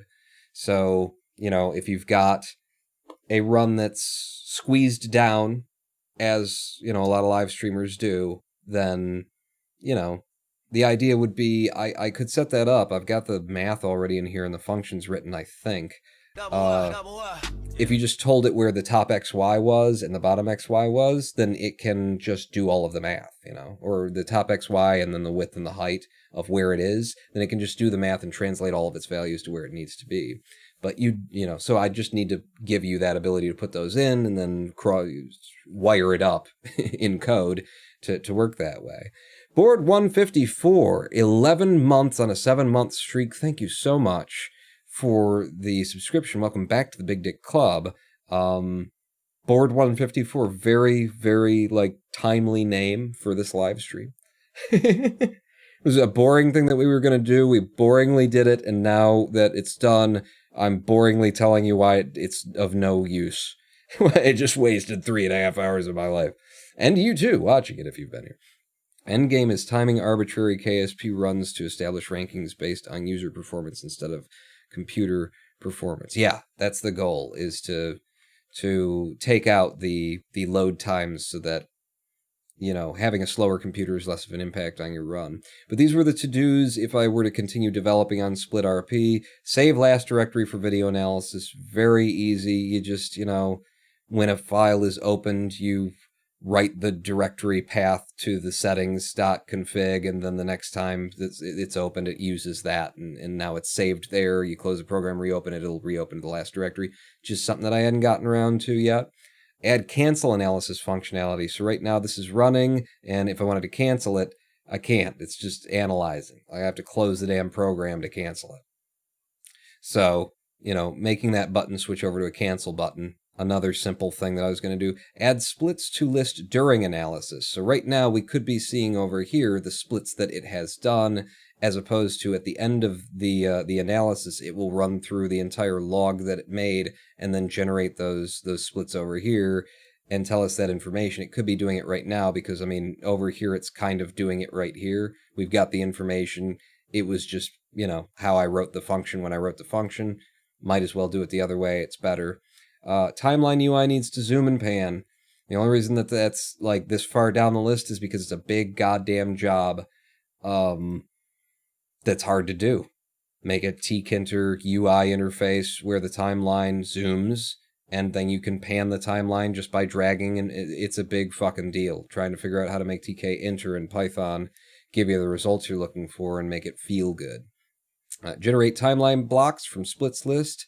Active selection linked to splits list. So when this is done, it will actually, on this list, it will create little blocked areas where this is a yellow section and there will be spaces between them where it was the load times and stuff like that. You'll see little blocks. The idea was to make each of those things a clickable area. When you clicked on it, it would automatically scroll this list and highlight when there's a list there of which split that's related to. You mouse over it and it highlights which one it is, if it's on screen, and then if you click on it, it will scroll to it and show it to you, that kind of thing, so that it's easy to click here and click there, and and vice versa. If I were scrolling here and clicked through there, then it would show you that one. That would be a thing. Scroll bar issues resolved for UI splits file. That is, I wrote this library GUIable that was an attempt to make tkinter in Python something that's legible, usable, and configurable. So you can make all of the items in a Python window look good in a Windows, and it works. It's cross-platform compatible, but it would be, you could make your user interface look good instead of just, like you instantiated the most basic thing that the Windows UI or that whatever your GUI supports. You can make it look specific and make it look good. So this is all of my library that I wrote for that. I never got scroll bars to work perfectly right. They're a very tricky thing. If you ever tried to actually write a scroll bar to work, very fucking difficult, because you've got the ability of the information that the scroll bar is representing to change in height, and that means that the scroll bar needs to change, and the position and the size of the anchor needs to change, or might need to change. If it gets smaller, if it gets larger, those are the main crux in Python, because tkinter, it's very hard to get it to register that a change has happened and then be able to take that measurement without introducing some kind of artificial delay in the action. It's just, it queues up things that are going to happen and then shoves it through the UI pipe and through to the Windows win management system, just kind of arbitrarily. Just whenever the fuck it wants to. And sometimes even when you call, you can force it to update right fucking now, and you tell it update, and it does, and you still can't get the right results back for some reason, I think it updates it technically, but it hasn't been drawn to the screen yet, and so when it reads its own values, they're not actually updated yet. It's very difficult. So getting that information out of a scroll bar is a problem, and I have a bug in there. But this library, GUIable, that I was writing, is what allowed me to make the previous version of SplitRP look like this. And I, grab it anywhere, and I can drag it around. It's a completely graphical interface, mousing over various items. You've got mouse overs, you've got clickables as well. So I can mouse, let's see, something that mouses over and then clicks. So when I mouse over these switches, it goes to that graphic. When I click them, it, does a different thing. So that kind of a deal. Turn the auto clicker on, boom. Back mouse over, boom. So I made my GUIable thing so that you could have all of these kinds of graphical UI interfaces where you're not just stuck with having it look like a default app, because it's kind of hard to get it to look good in Python's tkinter. And it does that very well, but the scroll bars have a small bug in them with that updating deal. What else was on the to-do list? Populate settings config, check init classes of any hard values. So we've got the settings config, and I was just going to fill this in with all the configurable stuff. This would have been a file that would contain the last directory accessed. And I would add that and anything else that I could come up with that you'd want to save, screen position and stuff. If I've got this here and then I close it, the next time I open it, it should be there. Because if you've got a second monitor and you want it over there, you close it, you want it to open on your second monitor again. So saving that position would have been one of the things that I would put in there. And that is... Nope, that's not it. That's not everything. Integrate PyTube directly to acquire YouTube videos. So there is a library for Python that downloads YouTube videos. And you can just put that library into your program and then use, a very simple to access language. It's API, should I call it? You put that library in and use the make an object and then populate it with a YouTube video. So it's entirely possible that SplitRP could be made so that you don't need to download the YouTube video separately, that you could just tell it what the YouTube video is and it would load that YouTube video and then you could immediately start processing. Oof, tkinter, right? But I was just dedicated to the idea of making it usable. And I think the GUIable thing worked very well and did make it very usable. Another flaw in it, though, looking back, is that I wrote it pretty specifically toward the idea of having a locked down, UI, you know, a graphical UI that is just, it's just there. And everything's always going to be in that position. So if, you know, you wanted a user interface that maximizes, minimizes, and you drag it around and stuff like that, and things distribute, I didn't write it with that idea, with that support at all. It was just meant to be very specific, make it look the way that you want it to look, and then it will look that way. And that's problematic for a lot of different use cases. So if I were, you know, if I had my druthers, and by druthers I mean interest, time, willingness, and funding. If someone were paying me to do it, and I wanted to go back and work with GUIable, I would rewrite it from scratch. You know, by which I mean basically copy paste over, look at it on one screen, retype it, and as I'm going, think about how it could be made better. But it's a very good idea, and it does make TK Enter very nice and easier to interact with, and easy to customize and make things look good. The bugs that had been reported and that I was aware of, current goal lines and stuff. Ooh, where were we on this? Moderation UI, video player with a timeline and log. Player allows scrubbing. We've got that. Allows stepping frame by frame with left and right keys. Never implemented that. Supports zooming. Obviously, that's the big important thing about the timeline bar. So those two things need to happen. Mark and mark out. Set start end of analysis. That's the sort of, yep, we're doing that with the scrubbing and the tools there. Display playback during analysis. This is actually, doing this takes more time than the processing takes. Just to convert what it's currently doing into a frame that we put up here, that is a longer process than analyzing the frame and seeing whether or not we should be doing a split. Kind of shockingly, but it is. And so that's why this is only doing this like 5 times a second or something like that. I don't even know what I've got it set up to, but I just hard limited it because it takes a ridiculous amount of time just to show you where you are. Building on the experience of those who went before. Normal coding, stealing from others. No, stealing from me. I wrote GUIable, so I would write it again. Stealing from a previous version of me. Show RT-IGT waste results. Did that save export log option? Yeah, haven't integrated that. It's written here. You can copy and paste it.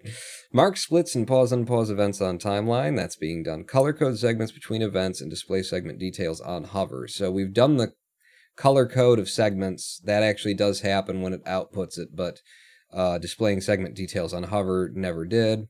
Ability to add and edit and drag events. So because this is a moderation tool, the idea would be that for the speedrun moderator who's looking at the speedrun, if something was wrong in the analysis, which it shouldn't be, but, you know, this would be a program that is publicly out there and that other people can write patterns for and stuff, you know?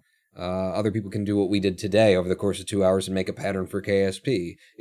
And I would, document it and explain how it goes, which I've already kind of done in the thing here to a minimal extent. I explain what goes into a test. I explain what goes into a test pack. Other things are pretty self-explanatory, but I would document it and make it clear how it would be used, and other people in the wild would be using it and making their own things. So for a video moderator to be able to go in and say, okay, well, that shouldn't have been there. I don't know what happened, but the pattern file didn't work correctly. That split shouldn't be there. Delete that split. Or it missed a split here. Or in the instance with both Kerbal Space Program and Cluster Truck, where there is nothing visual to detect for like the end of a run, you could just come in here, scrub to the end of the run where it's like, okay, it's when they press this button. It's when the mouse clicks here. You find it on the timeline, right click, add, a marker. This is the final split, or, add a split, and then you get those results. So that was, it's a lot of UI work, but it would be very convenient for moderation, run moderation, stuff like that. So that was on my list as well. Yeah, so that was moderation UI, and then simple UI was going to be, I actually make a user interface for this when it's running as a live tool. If I were to come back to SplitRP at this point in time, I would probably abandon it as a live tool and keep that on the sort of back burner. Like, try and make sure that while I'm developing in a way that it will continue to function as a live running tool if somebody wanted to use it for that. But I would completely retask this. The SplitRP started as it's a tool that you run live while you're running, and it sends signals to LiveSplit. And I would completely retask and be like, no, this is a tool that you run offline when you're moderating videos on a leaderboard on speedrun.com.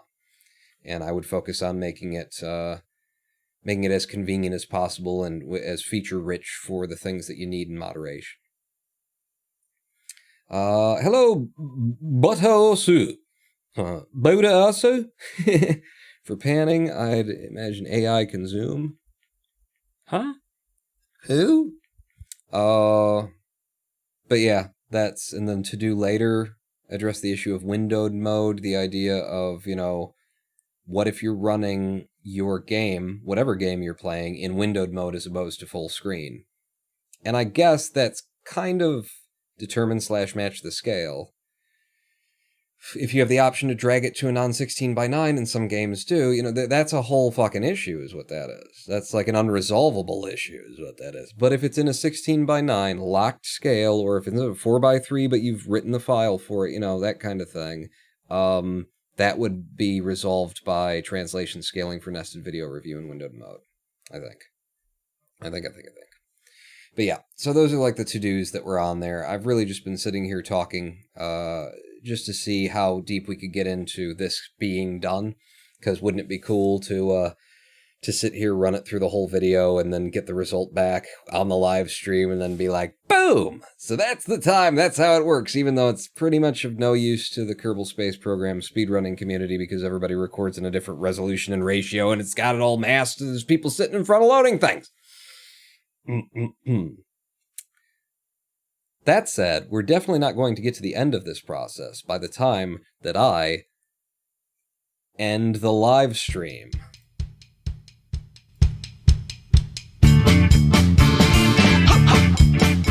For I am the Ronin Bond. And we have come to the end of the live stream. I did what I set out to do. I made a pattern for KSP. And more importantly, I can report back to the KSP community that, everything. That it's just useless.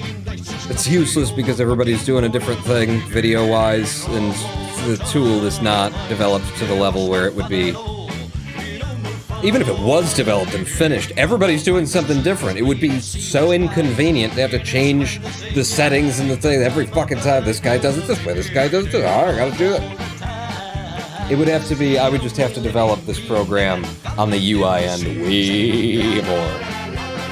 And I have no immediate or definite plan to do that. If you'd like to see me do that, send large unmarked bills. What? No, I'm not done here. Just pull it out. Hey!